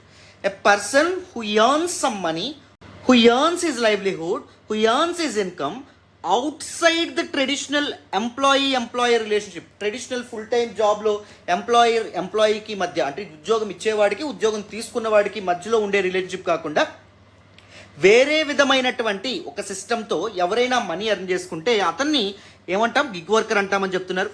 And దాంతోపాటు ఇంకొకటి ఏం చెప్పారంటే and who works on a contract that results in a given rate of payment. ఒక contract basis మీద నువ్వు ఈ పని చేస్తే నేను ఎంత డబ్బులు ఇస్తాను అనే కాంట్రాక్ట్ బేసిస్ మీద వర్క్ చేసిన అతను ఏమంటాము? గిగ్ వర్కర్ అంటామని చెప్పి డిఫైన్ చేయడం అనేటటువంటి జరిగింది. గిగ్ వర్కర్ని ఈ విధంగా డిఫైన్ చేశారు. ఇంకొకటి చూడండి, అగ్రిగేటర్ అనేటటువంటి పదాన్ని కూడా డిఫైన్ చేశారు. ఎలాగా? ఏ డిజిటల్ ఇంటర్మీడియరీ, డిజిటల్ ప్లాట్ఫామ్ ఏదైతే ఈ గిగ్ వర్కర్కి సర్వీస్ తీసుకునేటటువంటి వ్యక్తికి మధ్యవర్తిత్వం చేస్తుందో, లైక్ స్విగ్గీ కానీ, జొమాటో కానీ, ర్యాపిడో కానీ, ఉబర్ కానీ, ఓలా కానీ, ఇవన్నీ ఏమవుతాయి? అగ్రిగేటర్స్ అవుతాయి, డిజిటల్ ఇంటర్మీడియరీస్ అవుతాయి. ఒక digital worker, for example food delivery app like Zomato అనుకోండి, మనకి ఫుడ్ డెలివరీ కావాలి. సో ఫుడ్ డెలివరీ చేసేటువంటి వ్యక్తికి పని కావాలి. మన ఇద్దరిని మధ్యవర్తిత్వంగా నడిపేటటువంటి మన ఇద్దరిని కలిపి ఒక ప్లాట్ఫామ్లో మీట్ అయ్యేలా చేసేటటువంటిది ఏంటి? జొమాటో వాళ్ళు కదా. సో వాళ్ళని ఏమంటాం? అగ్రిగేటర్ అని పిలుస్తాం. And includes, so digital intermediary and includes any entity that coordinates with 1 or more aggregators for providing of services. ఒక డిజిటల్ ఇంటర్మీడియరీగానే డిఫైన్ చేయడం అనేది జరిగింది అగ్రిగేటర్. సో గిగ్ వర్కర్ని ఎలా డిఫైన్ చేశారు, అగ్రిగేటర్ని ఎలా డిఫైన్ చేశారు మీకు అర్థమైందని అనుకుంటున్నాను. So these definitions are far from clear. So ఇవి క్లియర్గా లేవు. There is an ambiguity around these 2 definitions అని చెప్పారు. గిగ్ వర్కర్స్ అంటే ఏం చెప్పారు? Outside the purview of employee relationship ఏదైతే ఉందో దాని బయట వర్క్ చేసేటటువంటి వాళ్ళు, కాంట్రాక్ట్ని బేస్ చేసుకుని వర్క్ చేసే వాళ్ళు గిగ్ వర్కర్ అన్నారు. అగ్రిగేటర్ అనే డెఫినేషన్ ఏం చేశారు? జస్ట్ ఇంటర్మీడియరీ, డిజిటల్ ఇంటర్మీడియరీ అనే చెప్పారు. సో ఈ 2 డెఫినేషన్స్ ఏం చెప్తున్నాయి? సో ఇక్కడ గిగ్ వర్కర్ అండ్ అగ్రిగేటర్ మధ్య రిలేషన్షిప్ ఏదైతే ఉందో దట్ ఈజ్ నాట్ ఎంప్లాయర్గా చెప్పడం అనేటటువంటిది క్లియర్గా లేదు. ఇక్కడ గిగ్ వర్కర్కి ఎంప్లాయర్గా ఎవరు ఉంటారు అంటే దీస్ అగ్రిగేటర్స్ ఉంటారు. ఎవరైతే వీళ్ళకి జాబ్ అనేటటువంటిది ఏ ప్లాట్ఫామ్లో అయితే పనిచేస్తారో వాళ్ళే ఎంప్లాయర్స్గా, ఉద్యోగం ఇచ్చే వాళ్ళుగా ఉంటారని చెప్పి క్లియర్గా మెన్షన్ ఏమైనా చేశారా? చేయలేదు. So the Rajasthan adapts ఈక్వివోకల్ definitions అమెనబుల్ for confining interpretations. దీని ఒక్కొక్కరు ఒక రకంగా ఇంటర్ప్రిట్ చేసుకునే అవకాశం ఉంటుంది. ఎవరు సరైన ఎంప్లాయర్, ఎవరు సరైన ఎంప్లాయీ అని తెలియనట్టుగా సో కన్ఫ్యూజన్తో దిస్ పర్టికులర్ డెఫినేషన్స్ అనేవి ఉన్నాయి. దీన్ని ఫస్ట్ ఇంపార్టెంట్ ఇష్యూగా చెప్పారు. మరి సెకండ్ ఇష్యూ ఏం చెప్తున్నారు? Provisions by not defining the gig workers as employees and these aggregators as employers. అది డెఫినేషన్లో అలా అయినా మెన్షన్ చేస్తారా? చేయలేదు కదా. సో అందుకే మెన్షన్ చేయకపోవడం వల్ల ఏం జరుగుతుంది? The bill is limited in it's ability to integrate existing labour laws. So ఈ లేబర్ లాస్, మనకు ఆల్రెడీ ఉన్నటువంటి లేబర్ లాస్ ఎవరికి వర్తిస్తాయి? ఎంప్లాయర్కి కొన్ని ఆబ్లిగేషన్స్ ఇస్తాయి, ఎంప్లాయీకి కొన్ని రైట్స్ అనేటటువంటివి ఇస్తాయి. సో ఈ పర్టిక్యులర్ బిల్ ఏదైతే ఉందో అది, సో గిగ్ వర్కర్ ఎవరైతే ఉన్నారో అతన్ని ఎంప్లాయీ అని చెప్పట్లేదు, అగ్రిగేటర్ ఎవరైతే ఉన్నారో అతన్ని ఎంప్లాయర్ అని ఏమైనా చెప్తున్నారా అంటే చెప్పట్లేదు. మరి చెప్పనప్పుడు దీస్ లేబర్ లాస్ ఏవైతే ఉన్నాయో, ఆల్రెడీ ఉన్నటువంటి లేబర్ లాస్ వీళ్ళకి వర్తిస్తాయా అంటే వర్తించడం అనేటటువంటిది జరగదు. ఈ గిగ్ వర్క్ అనేటటువంటిది అసైన్ చేసేటటువంటి అగ్రిగేటర్స్ గిగ్ వర్కర్స్కి కొన్ని బెనిఫిట్స్ ప్రొవైడ్ చేయకుండా తప్పించుకునే అవకాశం ఉంటుంది బికాస్ ఆఫ్ దిస్ అంబిగ్విటీ అని చెప్పి మనకి చెప్తున్నారు. అండ్ థర్డ్ ఇంపార్టెంట్ ఇష్యూ ఏంటి అంటే క్రియేటింగ్ ఏ డేటాబేస్. సో ఈ బిల్లో ఇంకొక ప్రొవిజన్ ఉంది. ఏంటి అంటే database of gig workers. So A platform మీద ఎవరెవరైతే పనిచేస్తున్నారో వాళ్ళ యొక్క డేటాబేస్ అనేటటువంటిది కలెక్ట్ చేసి ఆ డేటాబేస్ని ఎవరు మెయింటైన్ చేయాలంటే ఒక సెపరేట్ బోర్డు ఏదైతే ఉందో అది మెయింటైన్ చేయాలి. ఈ సెపరేట్ వెల్ఫేర్ బోర్డు ఏం చేస్తుంది? మామూలుగా ఇప్పుడు different aggregators like Swiggy, Zomato, లేకపోతే ఉబర్, ఓలా, వీళ్ళ దగ్గర నుంచి వాళ్ళ దగ్గర ఉన్నటువంటి గిగ్ వర్కర్స్ లిస్ట్ ఏదైతే ఉంటుందో దాన్ని కలెక్ట్ చేయడం అనేటటువంటి జరుగుతుంది. దాన్ని కలెక్ట్ చేసి ఆ డేటాబేస్ ఏదైతే ఉంటుందో వాళ్ళు మెయింటైన్ చేస్తారు. ఇక్కడ వచ్చినటువంటి ప్రాబ్లం ఏంటి అంటే such database maintained by the board doesn't withstand the duration or time of engagement with app-based platforms. So ఇంతకాలం మీ దగ్గర పనిచేస్తున్నటువంటి వాళ్ళు ఎవరైతే ఉన్నారో వాళ్ళ డేటా మాత్రమే మాకు ఇవ్వండి, సో వాళ్ళు మాత్రమే ఈ డేటాబేస్లో ఇంక్లూడ్ చేస్తాం. లేకపోతే ఒక సంవత్సరం తర్వాత దట్ పర్టిక్యులర్ కంపెనీ ఏదైతే ఉంటుందో, దట్ పర్టిక్యులర్ అగ్రిగేటర్ ఎవరైతే ఉన్నారో వాళ్ళతో మళ్ళీ మేము కాంటాక్ట్ అవుతాం. అంటే ఇప్పటికీ సంవత్సరం అయిన తర్వాత కూడా ఆ పర్టిక్యులర్ వ్యక్తి మీ దగ్గర పనిచేస్తున్నాడా లేదా అని చెప్పి మేము తెలుసుకుంటామని ఏమైనా ప్రొవిజన్ ఏమైనా ఇంక్లూడ్ చేశారా? సో దట్ ఈ డేటాబేస్ని అప్డేట్ చేస్తామనే ప్రొవిజన్స్ ఏమైనా ఇంక్లూడ్ చేశారా అంటే లేదు. వన్స్ ఒక అగ్రిగేటర్ నుంచి ఒక గిగ్ వర్కర్ యొక్క పేరు అనేటటువంటిది తీసుకొని రిజిస్ట్రేషన్ అనేటటువంటిది జరిగితే మళ్ళీ దానిలో మార్పులు చేర్పులు ఎటువంటిగా చేయరు అనమాట. దీనివల్ల ఏం జరుగుతుంది? సో గిగ్ వర్కర్స్ యొక్క నెంబర్స్ ఎక్కువ ఉంటాయి. So gig workers they will be of flexible nature. So వాళ్ళు మళ్ళీ తర్వాత ఒక గిగ్ వర్క్ ఏదైతే ఉంటుందో దాన్ని మానేసి వేరే వర్క్లోకి వెళ్ళొచ్చు, లేకపోతే ఇంకేదైనా ఫుల్ టైం జాబ్ చేయొచ్చు, లేకపోతే గవర్నమెంట్ జాబ్ వాళ్ళకి రావచ్చు. చెప్పలేం కదా లైఫ్ ఎప్పుడు ఎలా ఉంటుందో. దానివల్ల ఏం జరగడం అనేది జరుగుతుంది? ప్లానింగ్ అనేటటువంటి చేసేటప్పుడు ఈ వెల్ఫేర్ బోర్డు ఏదైతే ఉందో అది ప్లాన్ చేసుకునేటప్పుడు ఏమైనా స్కీమ్స్ లాంచ్ చేద్దాం అనుకున్నప్పుడు వీళ్ళకి గిగ్ వర్కర్స్కి సో దిస్ డేటా అనేటటువంటిది ఇర్రిలెవెంట్గా మారడం అనేది జరుగుతుంది. అండ్ దాంతోపాటు ఒక్కొక్క గిగ్ వర్కర్ ఎవరైతే ఉన్నారో ఆయన ఏం చేస్తాడు? ఒక ప్లాట్ఫామ్ మీద పనిచేయడు. సో గిగ్ వర్కర్ స్విగ్గీలోనూ చేయొచ్చు, సపోజ్ ఒక డెలివరీ బాయ్ జొమాటోలో కూడా చేయొచ్చు, లేకపోతే ఒక గిగ్ వర్కర్ ఉబర్లోనూ చేయొచ్చు, ఓలాలోనూ కూడా చేయొచ్చు, అండ్ దాంతోపాటు ర్యాపిడోలో కూడా చేయొచ్చు. చెప్పలేం కదా. సో ఏం జరుగుతుంది? ఇలాంటి ఒక డేటాబేస్ కలెక్ట్ చేయడం వల్ల ఈ అగ్రిగేటర్స్ ఎవరైతే ఉంటారో వాళ్ళకి తెలిసిపోతుంది. సో ఈ పలానా వ్యక్తి ఎక్కడెక్కడ పనిచేస్తున్నాడు. ఎందుకంటే స్విగ్గీ ఆ గిగ్ వర్కర్ యొక్క డేటా ఇస్తుంది, జొమాటో కూడా ఆ గిగ్ వర్కర్ యొక్క డేటా అనేటటువంటిది ఇవ్వడం అనేటటువంటిది జరుగుతుంది. సో ఈ డేటాబేస్కి వీళ్ళకి ఈ అగ్రిగేటర్స్కి యాక్సెస్ అనేటటువంటిది ఉన్నప్పుడు స్విగ్గీ వాళ్ళకి ఏం తెలుస్తుంది? ఈ గిగ్ వర్కర్ మా కాంపిటీటర్ దగ్గర కూడా పనిచేస్తున్నాడు, సో వీడికి ఇన్సెంటివ్స్ తగ్గించేయాలి. సో ఇలాంటి రిటాలియేటరీ మెజర్స్ తీసుకుంటే గిగ్ వర్కర్ నష్టపోయేటటువంటి అవకాశం ఉంది అని చెప్పి మనకి దిస్ పర్టిక్యులర్ ఎడిటోరియల్లో చెప్తున్నారు. ఇంకొక ఇంపార్టెంట్ థింగ్ ఇష్యూ ఏం చెప్పడం అనేది జరిగిందంటే ఈ బిల్లు సోషల్ సెక్యూరిటీ ప్రొవైడ్ చేస్తుంది అని చెప్పారు, కానీ ఒక వెల్ఫేర్ బోర్డు క్రియేట్ చేస్తాం. ఆ వెల్ఫేర్ బోర్డు ఏదైతే ఉందో అది వెల్ఫేర్ ఫండ్ని క్రియేట్ చేస్తుంది. ఆ వెల్ఫేర్ ఫండ్ ఏదైతే ఉంటుందో దాన్ని ఉపయోగించి గిగ్ వర్కర్స్ అందరికీ సోషల్ సెక్యూరిటీ బెనిఫిట్స్ అనేవి అందిస్తామని చెప్పారు. కానీ what kind of social security? వాళ్ళు సోషల్ సెక్యూరిటీని కానీ సోషల్ సెక్యూరిటీ మెజర్స్ కానీ సోషల్ సెక్యూరిటీ ఇనిషియేటివ్స్ కానీ ఏమైనా డిఫైన్ చేశారా? ఎలాంటివి తీసుకొస్తారని ఏమైనా చెప్తున్నారా అంటే చెప్పలేదు. The bill neither defines what constitute social security. Social security అంటే ఏంటి, దాని భాగంగా ఏమొస్తాయి, nor specifies welfare measures that can broadly be constituted. So a welfare measures అనేటటువంటి తీసుకొస్తాం వీళ్ళ కోసం అని క్లియర్గా చెప్పారా అంటే చెప్పలేదు. సో దిస్ బిల్ యొక్క ఆబ్జెక్టివ్ అండ్ ఏమనేటటువంటిది మంచిదే అయినప్పటికీ ఈ బిల్లో ఉన్నటువంటి అంబిగ్విటీ అండ్ కన్ఫ్యూజన్ కారణంగా ఈ బిల్లు పూర్తి స్థాయిలో వర్క్ అవ్వలేకపోవచ్చు అనే విధంగా మనకి చెప్తున్నారన్నమాట. క్లారిటీ వచ్చిందా? So this is all about this particular article. డీటెయిల్డ్గా ఇన్డెప్త్ బ్యాక్గ్రౌండ్ నుంచి ఎక్స్ప్లెయిన్ చేయడం అనేటువంటిది జరిగింది. సో ఈ ఎఫర్ట్స్ మీకు నచ్చుతున్నట్టయితే please do hit that big fat like button. Explanation ఎలా ఉందో కామెంట్ చేయండి. మీ ఫ్రెండ్స్ అండ్ ఫెలో ఆస్పిరెంట్స్కి కూడా మన వీడియోస్ షేర్ చేయండి, మర్చిపోవద్దు. ఓకేనా? అండ్ ఛానల్ని ఇంకా సబ్స్క్రైబ్ చేసుకోకపోతే సబ్స్క్రైబ్ చేసుకోండి. చాలా మంచి ఇనిషియేటివ్స్తో మనం ముందుకు రాబోతున్నాం. మరి వితౌట్ ఎనీ ఫర్దర్ డిలే మనం నెక్స్ట్ ఆర్టికల్ డిస్కస్ చేద్దాం. వినండి నాన్న. ఈరోజు ద హిందూ ఎడిటోరియల్ అనాలిసిస్లో మనం మాట్లాడుకునే నెక్స్ట్ ఆర్టికల్ చూడండమ్మా. Cross the boulders in the Indus water treaty. Very important article regarding GS paper 2 international రిలేషన్స్కి సంబంధించినటువంటి article. One of the most important articles appeared in the Hindu newspaper today. So ఈ ఆర్టికల్ని మనం అర్థం చేసుకునే ముందు let us try to understand the context behind this particular article.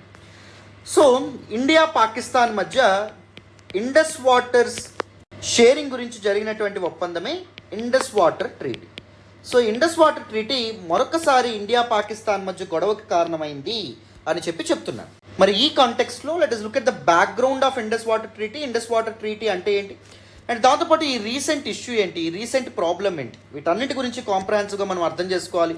డీటెయిల్డ్గా background నుంచి ప్రతిదీ ఎక్స్ప్లెయిన్ చేస్తాను. అటెన్షన్ పేజెస్ వినాలి నాన్న. Ismail సెరగల్, an Egyptian scholar, once said, "The wars of the 21st century will be fought over water." 21వ శతాబ్దంలో ఏవైనా యుద్ధాలు పెద్ద స్థాయిలో జరిగితే ఆ యుద్ధాలు నీళ్ల కోసమే జరుగుతాయి అని చెప్పి ఇస్మాయిల్ సెరగల్ అనేటటువంటి ఒక ఈజిప్షియన్ లైబ్రేరియన్ అండ్ స్కాలర్ చెప్పడం అనేటటువంటి జరిగింది. With this let us start our discussion on Indus water treaty. ఈ సెషన్లో మనం ఇండస్ వాటర్ ట్రీటీ గురించి పూర్తి స్థాయిలో తెలుసుకుందాం. కానీ దానికంటే ముందు అసలు ఇండస్ వాటర్ ట్రీటీ అనేటటువంటిది న్యూస్లో ఎందుకుంది, what is the context behind this particular article తెలుసుకోవాలి. వినండి నాన్న. The Hague-based Permanent Court of Arbitration recently ruled that it has the competence to hear Pakistan objections to India's Kishanganga and Ratle hydroelectric projects in Jammu and Kashmir. Recently, India started constructing two important hydroelectric power projects. One is Kishanganga project that is being constructed on Kishanganga River, which is a tributary of River Jhelum. Jhelum river is part of Indus river system. మీ అందరికీ తెలుసని అనుకుంటున్నాను. సింధు నదీ వ్యవస్థలో జీలం నది ఒక భాగంగా మనం చెప్పుకోవచ్చు. అండ్ ఇంకొక హైడ్రో ఎలక్ట్రిక్ పవర్ ప్రాజెక్ట్ ఏం కన్స్ట్రక్ట్ చేద్దాం అనుకుంటుంది ఇండియా, రాట్లే హైడ్రో ఎలక్ట్రిక్ ప్రాజెక్ట్ ఏదైతే ఉందో దీన్ని కన్స్ట్రక్ట్ చేయాలనుకుంటుంది on the river Chenab. Chenab is also part of Indus river system. Sindhu నదీ వ్యవస్థ ఏదైతే ఉంటుందో దానిలో చినాబ్ నది కూడా ఒక భాగం.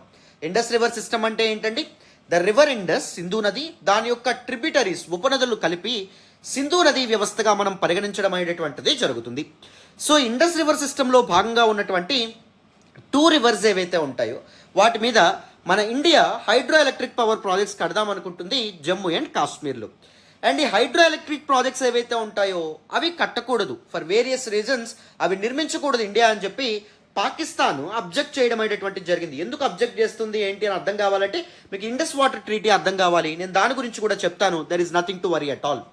సో పాకిస్తాన్ యొక్క అబ్జెక్షన్స్ ఏవైతే ఉంటాయో వాటిని విచారించడానికి మాకు కాంపిటెన్స్ అనేటటువంటిది ఉంది, కెపాసిటీ అనేటటువంటిది ఉంది, ఎబిలిటీ అనేటటువంటిది ఉంది, క్యాపబిలిటీ అనేటటువంటిది ఉంది, మేము వాటి మీద విచారణ అనేటటువంటిది జరపొచ్చు అని చెప్పి నెదర్లాండ్స్లో ఉన్నటువంటి హేగ్లో ఉన్న permanent court of arbitration. Arbitration అంటే ఏంటి అంటే డిస్ప్యూట్ రెజల్యూషన్, వివాదాల పరిష్కరణ అని చెప్పడం అనేది జరుగుతుంది.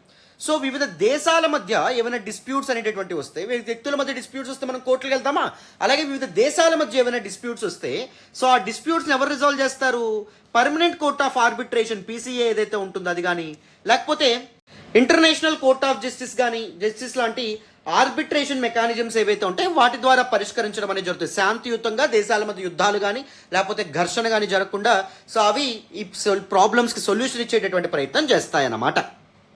అయితే ఇండియా ఈ 2 పవర్ ప్రాజెక్ట్స్ అనేటటువంటివి చేపట్టకూడదని చెప్పి పాకిస్తాన్ చేస్తున్నటువంటి అబ్జెక్షన్స్ ఏవైతే ఉంటాయో, ఈ పర్టికులర్ డిస్ప్యూట్ ఏదైతే ఉందో దాన్ని విచారించేటటువంటి కెపాసిటీ మాకుంది, మేము విచారించవచ్చు అని చెప్పి Hague based permanent court of arbitration చెప్తుంది. బట్ ఇండియా ఏమంటుంది, it rejects the constitution of court of arbitration. Court of ఆర్బిట్రేషన్లో ఈ పర్టికులర్ డిస్ప్యూట్ అనేది రిజాల్వ్ అవ్వడానికి లేదు అని చెప్తుంది. ఎందుకు రీజన్ చెప్తుంది, accepting that it goes against the provisions of Indus water treaty.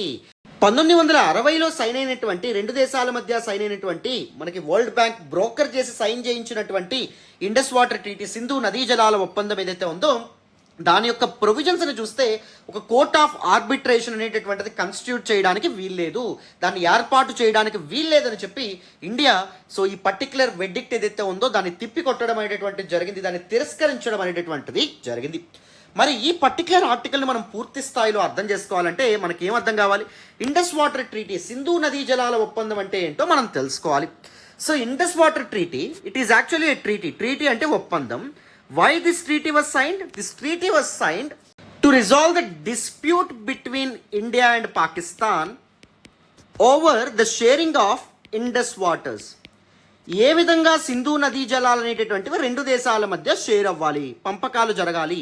ఒకవేళ సింధు నదీ జలాల విషయంలో ఏవైనా డిస్ప్యూట్స్ అనేటటువంటి తగాదాలు, వివాదాలు అనేటటువంటివి వస్తే వాటిని ఎలా రిజాల్వ్ చేయాలనే విషయం మీద 1960లో సైన్ అయినటువంటి అగ్రిమెంటే ఇండస్ వాటర్ ట్రీటీగా మనం చెప్తాం. It is actually a water sharing treaty that was signed in September 1960 between India and Pakistan, and it was actually mediated by world bank. Okay, అది మనం ఇంపార్టెంట్ పాయింట్స్ గుర్తుపెట్టుకోవాలి. ఇప్పుడు పూర్తి స్థాయిలో ఇండస్ వాటర్ ట్రీటీ గురించి first మనం నేర్చుకుందాం. Basics and background తెలుసుకోవడం చాలా important. So Indus water treaty గురించి మీకు అర్థమైతే ఇంకెప్పుడైనా న్యూస్లో ఇండస్ వాటర్ ట్రీటీ మీద ఏమైనా ఆర్టికల్ వస్తే మీరు ఈజీగా అనలైజ్ చేయగలుగుతారన్నమాట. సో అందుకే బ్యాక్గ్రౌండ్ అనేది ప్రతి ఆర్టికల్లో నేను ఫోకస్ చేస్తున్నాను, ప్రతి వీడియోలో ఫోకస్ చేస్తున్నాను. జాగ్రత్తగా అటెన్షన్ పే చేసి వినండి. అండ్ ఆల్ దీస్ ఎఫర్ట్స్ వెనుక చాలా చాలా హార్డ్ వర్క్ ఉంటుంది, చాలా టైం ఇవ్వాల్సి ఉంటుంది, చాలా ఎఫర్ట్స్ పెట్టాల్సి ఉంటుంది. If you really want to acknowledge your efforts, please do hit that big fat like button. Explanation ఎలా ఉందో కామెంట్ చేయండి. మీ ఫ్రెండ్స్ అండ్ ఫెలో ఆస్పిరెంట్స్ కూడా మన వీడియోస్ని షేర్ చేసుకోండి. అండ్ దాంతోపాటు ఛానల్ని ఇంకా సబ్స్క్రైబ్ చేసుకోకపోతే సబ్స్క్రైబ్ చేసుకోండి. చాలా చాలా వీడియోస్తో, current affairs articles and other GS related ఆర్టికల్స్తో మనం ముందుకు వస్తాం. ఓకేనా? Right. So let us look at some important facts about the Indus Water Treaty. Indus Water Treaty is nothing but a water distribution treaty that was signed on September 19th, 1960 in Karachi between India and Pakistan and a representative of the World Bank. So World Bank దీన్ని mediate చేయడం అనేటువంటిది జరిగింది, broker చేయడం అనేది జరిగింది. The distribution of waters of the Indus and its tributaries between India and Pakistan is governed by the Indus Water Treaty అని చెప్పి మనం చెప్పొచ్చు అన్నమాట. So in the year 1947, 1947లో the erstwhile British India was divided into two sovereign nations. One is India and second one Pakistan. Pakistan was formed on 14th August 1947 and India was formed on 15th August 1947. And we also know about the independence and aftermath, partition and the consequences గురించి కూడా మనం ఎప్పుడు చదువుకుంటూ ఉంటాం మన యొక్క modern Indian హిస్టరీలో and post independence హిస్టరీలో. అయితే according to the provisions of the Mountbatten plan, which was a plan or strategy given by the last viceroy of India, British viceroy of India, Lord Mountbatten. So ఆ ఒక provision ఏంటి అంటే they appointed a British lawyer named Radcliffe to decide on the border between India and Pakistan. India Pakistan అనేటటువంటి భూభాగాలు ఏవైతే ఉంటాయో వాటిని వేరు చేస్తూ ఒక బార్డర్ లైన్ అనేటటువంటి సరిహద్దు రేఖను గీయమని చెప్పి ఆయనకి టాస్క్ అనేటటువంటిది ఇవ్వడం అనేటటువంటిది జరిగింది. And with the help of a great team of cartographers, so India Pakistan మధ్య సరిహద్దు రేఖ ఏదైతే ఉంటుందో అది గీయబడ్డం అనేటటువంటిది జరిగింది. And exactly at this time the problem of Indus river water sharing came into the light. So this particular border, that is Radcliffe line that separates India and Pakistan, cuts through the Indus river system. Sindhu నది వ్యవస్థ ఏదైతే ఉంటుందో దాని మధ్య గుండా వెళ్ళడం అనేటటువంటిది జరుగుతుంది. మరి సింధు నదీ జలాలు ఏవైతే ఉంటాయో అవి ఎవరి సొంతము? ఇండియా సొంతమా లేకపోతే పాకిస్తాన్ సొంతమా? వాటర్ అనేటటువంటిది very important for the sustainability of both India and Pakistan. ఇండియాలో ఉన్నటువంటి ఫార్మర్స్ ఇరిగేషన్ కోసం ముఖ్యంగా పంజాబ్ అండ్ దాంతోపాటు హర్యానాకు చెందినటువంటి ఫార్మర్స్, జమ్మూ అండ్ కాశ్మీర్కి చెందినటువంటి ఫార్మర్స్ ఈ వాటర్ మీద డిపెండ్ అవ్వడం అనేటటువంటి జరుగుతుంది. అవునా కదా? మరి అండ్ ఈవెన్ పాకిస్తాన్లో కూడా సింధ్ అండ్ దాంతోపాటు పంజాబ్ ప్రావిన్సెస్ మీరు చూస్తే వాళ్ళు కూడా ఈ వాటర్ మీద డిపెండ్ అవ్వాల్సిన అవసరం అనేటటువంటిది ఉంటుంది. సో దిస్ కన్ఫ్యూజన్, ఈ గందరగోళం ఏదైతే ఉందో, it gave rise to an important dispute over the sharing of Indus waters. ఈ పర్టికులర్ డిస్ప్యూట్ ఏదైతే ఉందో దాన్ని రిజాల్వ్ చేయడానికి 9 ఏళ్ల కష్టం తర్వాత, చర్చల తర్వాత, డెలిబరేషన్స్ తర్వాత 1960లో ఇండస్ రివర్ వాటర్స్ ట్రీటీ ఏదైతే ఉంటుందో దీన్ని తీసుకురావడం అనేటటువంటిది జరిగింది. సింధు నదీ జలాల ఒప్పందం అని చెప్పి మనం తెలుగులో అంటామన్నమాట. ఈ పర్టికులర్ ట్రీటీ ఏం చేసింది అంటే ద ఎంటైర్ ఇండస్ రివర్ సిస్టమ్ని 2 పార్ట్స్గా డివైడ్ చేయడం అనేది జరిగింది, western part and eastern part. So eastern పార్ట్లో ఉన్నటువంటి 3 రివర్స్, సట్లజ్, బియాస్, రావి. సో మీరు ఎలా గుర్తుపెట్టుకోవచ్చు అంటే బీఆర్ఎస్ పార్టీ, మనకి టీఆర్ఎస్ పార్టీ బీఆర్ఎస్ పార్టీగా మారడం అనేది జరిగింది కదా, తెలంగాణకు చెందినటువంటి టీఆర్ఎస్ పార్టీ. ఆ విధంగా గుర్తుపెట్టుకోవచ్చు.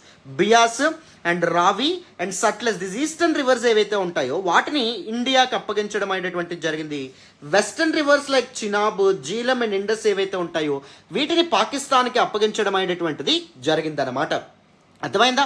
So India's rights, eastern rivers మీద ఇండియాస్ రైట్స్ ఏ ఉంటాయి. All exclusive rights live with India. So వీటి మీద ఎటువంటి ప్రాజెక్ట్స్ అయినా చేపట్టచ్చు, ఎందుకోసమైనా ఈ నదీ జలాల యొక్క వాటర్ ఏదైతే ఉందో అది వాడుకోవచ్చు. బట్ ఈ వెస్టర్న్ రివర్స్ ఏవైతే ఉంటాయో వాటి మీద ఇండియా యొక్క రైట్స్ లిమిటెడ్గా ఉంటాయన్నమాట. India can setup certain irrigation run of the river power projects India అనేటటువంటి చేపట్టచ్చు. అంటే ఈ particular western reverse Chenab, Jhelum, Indus ఏవైతే ఉంటాయో వాటి మీద వాటర్ని అడ్డుకుంటూ ఎటువంటి ఆనకట్టలు కానీ ఏం కట్టడం అవ్వదు, కానీ బట్ వాటర్ ఫ్లో అయ్యే విధంగా హైడ్రో ఎలక్ట్రిక్ ప్రాజెక్ట్స్ కానీ ఏమైనా చేపట్టాలంటే చేపట్టుకోవచ్చు. వెరీ లిమిటెడ్ స్టోరేజ్, స్టోర్ అసలు ఎక్కువగా చేసుకోకూడదు, తక్కువగానే స్టోర్ చేయాలి వాటర్ని. డొమెస్టిక్ అండ్ నాన్ కన్సంప్టివ్ యూజ్ ఏదైతే ఉంటుందో దానికోసం వాటర్ పర్పజెస్, డ్రింకింగ్ వాటర్ కోసం, వీటన్నింటి కోసం ఇండియా వాడుకోవచ్చు. And all subject to conditions, but కానీ కొన్ని షరతులు అనేటటువంటి ఉంటాయన్నమాట. అర్థమైందా? మరి ఈస్టర్న్ రివర్స్ మీద పాకిస్తాన్కి ఏమైనా రైట్స్ ఉన్నాయా సార్? ఇచ్చినా సరే మనకి ఉపయోగం లేదు. ఎందుకు? సో పాకిస్తాన్ అనేటటువంటిది లోవర్ రైపారియన్ స్టేట్ అంటాం, దిగువ ఉండడం అనేది జరుగుతుంది. పైనుంచి రివర్స్ అనేటటువంటి ఫ్లో అవుతాయి కదా, రైట్? సో అందుకే పాకిస్తాన్కి ఎటువంటి ఇది ఇవ్వలేదు. ఇండియాకి మాత్రం 3 రివర్స్ మీద పూర్తి హక్కులు ఇచ్చారు. మిగిలిన 3 రివర్స్ ఏవైతే ఉంటాయో వాటి మీద లిమిటెడ్ రైట్స్ అనేటటువంటి ప్రొవైడ్ చేయడం అనేది జరిగింది through this Indus water treaty. Okay, so other provisions of Indus water treaty గురించి మనం మాట్లాడాలి. అండ్ డిస్ప్యూట్ రెజల్యూషన్ మెకానిజం గురించి కూడా మనం తెలుసుకునే ప్రయత్నం చేద్దాం, వినండి. So Indus water treaty is a water sharing agreement. Treaty అంటే agreement, that is a water sharing, water distribution అగ్రిమెంట్గా చెప్పొచ్చు between 2 important players. One is India, second one Pakistan. The treaty was brokered and mediated by World Bank and signed on September 19th, 1960. 1960 September 19వ తారీఖున ఈ particular agreement sign అవ్వడం అనేటువంటి జరిగింది. And this treaty governs the distribution and utilisation of the waters of Indus river system. Sindhu నది మాత్రమే కాదు, సింధు నది వ్యవస్థలో ఉన్నటువంటి సింధు నది మరియు ఇట్స్ ట్రిబ్యూటరీస్ ఏవైతే ఉంటాయో, ఉపనదులు ఏవైతే ఉంటాయో ఆ వాటి యొక్క వాటర్ డిస్ట్రిబ్యూషన్ యూటిలైజేషన్ని ఇది గవర్న్ చేయడం అనేది జరుగుతుంది. Which include 6 rivers. One is Indus, Jhelum, Chenab, these western rivers. Ravi, Beas and Sutlej ఏవైతే ఉంటాయో these are eastern rivers. Eastern rivers మీద ఇండియాకి ఫుల్ కంట్రోల్ అనేటటువంటిది ఉంటుంది. వెస్టర్న్ రివర్స్ మీద ఇండియాకి లిమిటెడ్ కంట్రోల్ మాత్రమే ఉంటుంది. The treaty AIIMS to promote cooperation and peaceful management of transboundary water resources. India Pakistan మధ్య చాలా వివాదాలు అనేటటువంటి ఉన్నాయి, చాలా విషయాల్లో గొడవలు అనేటటువంటి ఉన్నాయి. వాటర్ అనేటటువంటిది ఇంకో పెద్ద గొడవకి దారి తీయకూడదు, 2 కంట్రీస్ యొక్క పీస్ అండ్ స్టెబిలిటీని ఇంపాక్ట్ చేయకూడదనే ఉద్దేశంతో అండ్ 2 కంట్రీస్ యొక్క పీపుల్ యొక్క ఇంట్రెస్ట్ బేస్ చేసుకొని ప్రజా ప్రయోజనార్థం ఈ పర్టికులర్ అగ్రిమెంట్ 2 నేషన్స్ 1960లో సైన్ చేయడం అనేది జరిగింది. And this particular agreement was brokered and mediated by world బ్యాంక్గా మనం చెప్తున్నాం. అండ్ ఈ ట్రీటీ ప్రకారం రివర్స్ని ఎలా ఎలొకేట్ చేయడం అనేది జరిగింది, రివర్ వాటర్స్ని చూడండి. ఈ ట్రీటీ ప్రకారం 3 ఈస్టర్న్ రివర్స్, రావి, బియాస్, సట్లెస్, నేను ఏ కోడ్తో గుర్తుపెట్టుకోవచ్చు అని చెప్పాను, బీఆర్ఎస్ పార్టీ ఏదైతే ఉంటుందో ఆ కోడ్తో మీరు గుర్తుపెట్టుకోవచ్చు. Beas, Ravi and Sutlej are allocated to India for unrestricted use, no restrictions, full rights అనేటువంటి ఉన్నాయి. బట్ 3 వెస్టర్న్ రివర్స్ ఏవైతే ఉన్నాయో Indus, Jhelum, Chenab are allocated to Pakistan for unrestricted use. పాకిస్తాన్కి ఆ 3 రివర్స్ని అప్పగించడం అనేది పాకిస్తాన్ వాటి మీద ఫుల్ కంట్రోల్ అనేటువంటిది ఎక్సర్సైజ్ చేయొచ్చు. India is allowed limited use of the western rivers for domestic, non consumptive and agricultural purposes. Domestic purposes ఇంట్లో ఉపయోగించుకోవడం కానీ, బాతింగ్ కానీ, నాన్ కన్సెప్టివ్ అన్నా అంతే, స్నానానికి కానీ లేకపోతే డిష్ వాషింగ్ కానీ, ఇదంతా నాన్ కన్సెప్టివ్ పర్పస్ అంటాం. అగ్రికల్చరల్ పర్పజెస్ కోసం కూడా, అంటే పొలాలు ఏవైతే ఉంటాయో వాటికి నీరు అందించుకోవడానికి కూడా ఇండియా ఈ పర్టికులర్ వెస్టర్న్ రివర్ వాటర్స్ ఏవైతే ఉంటాయో వాటిని వాడచ్చు, కానీ వాటిని స్టోర్ చేయడం కానీ లేకపోతే వాటి మీద ఆనకట్టలు నిర్మించడం కానీ ఏమైనా చేయొచ్చా అంటే చేయకూడదు.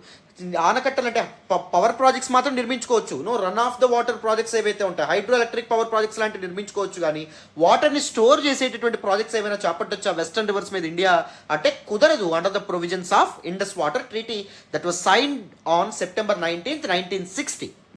So let us look at some important and key provisions of Indus Water Treaty. First one, construction of projects. The treaty permits India to construct run-of-the-water hydroelectric projects on the western rivers subject to certain conditions.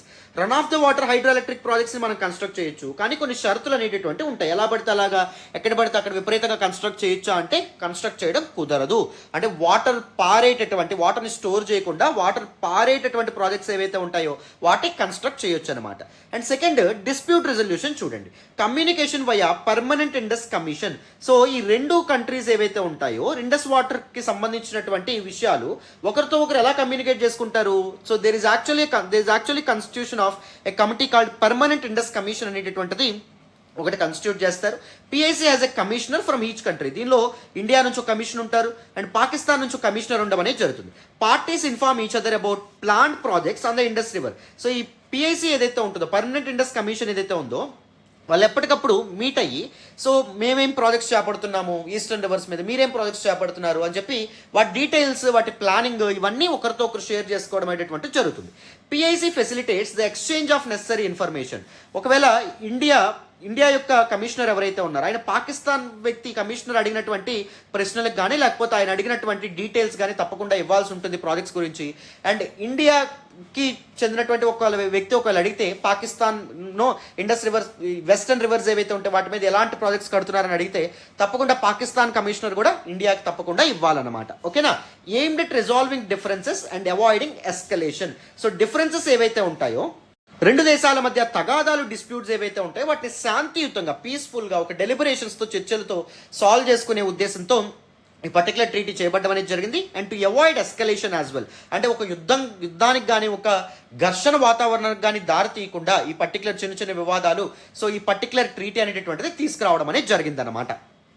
And చూడండి, ఒకవేళ PIC ఏదైతే ఉంటుందో, permanent Indus commission ఏదైతే ఉందో, అది ఒక particular ఇష్యూని resolve చేయలేకపోతే it advances to the next level, next step వెళ్ళడం అనేది జరుగుతుంది. అదే న్యూట్రల్ ఎక్స్పర్ట్ లెవెల్ అనమాట.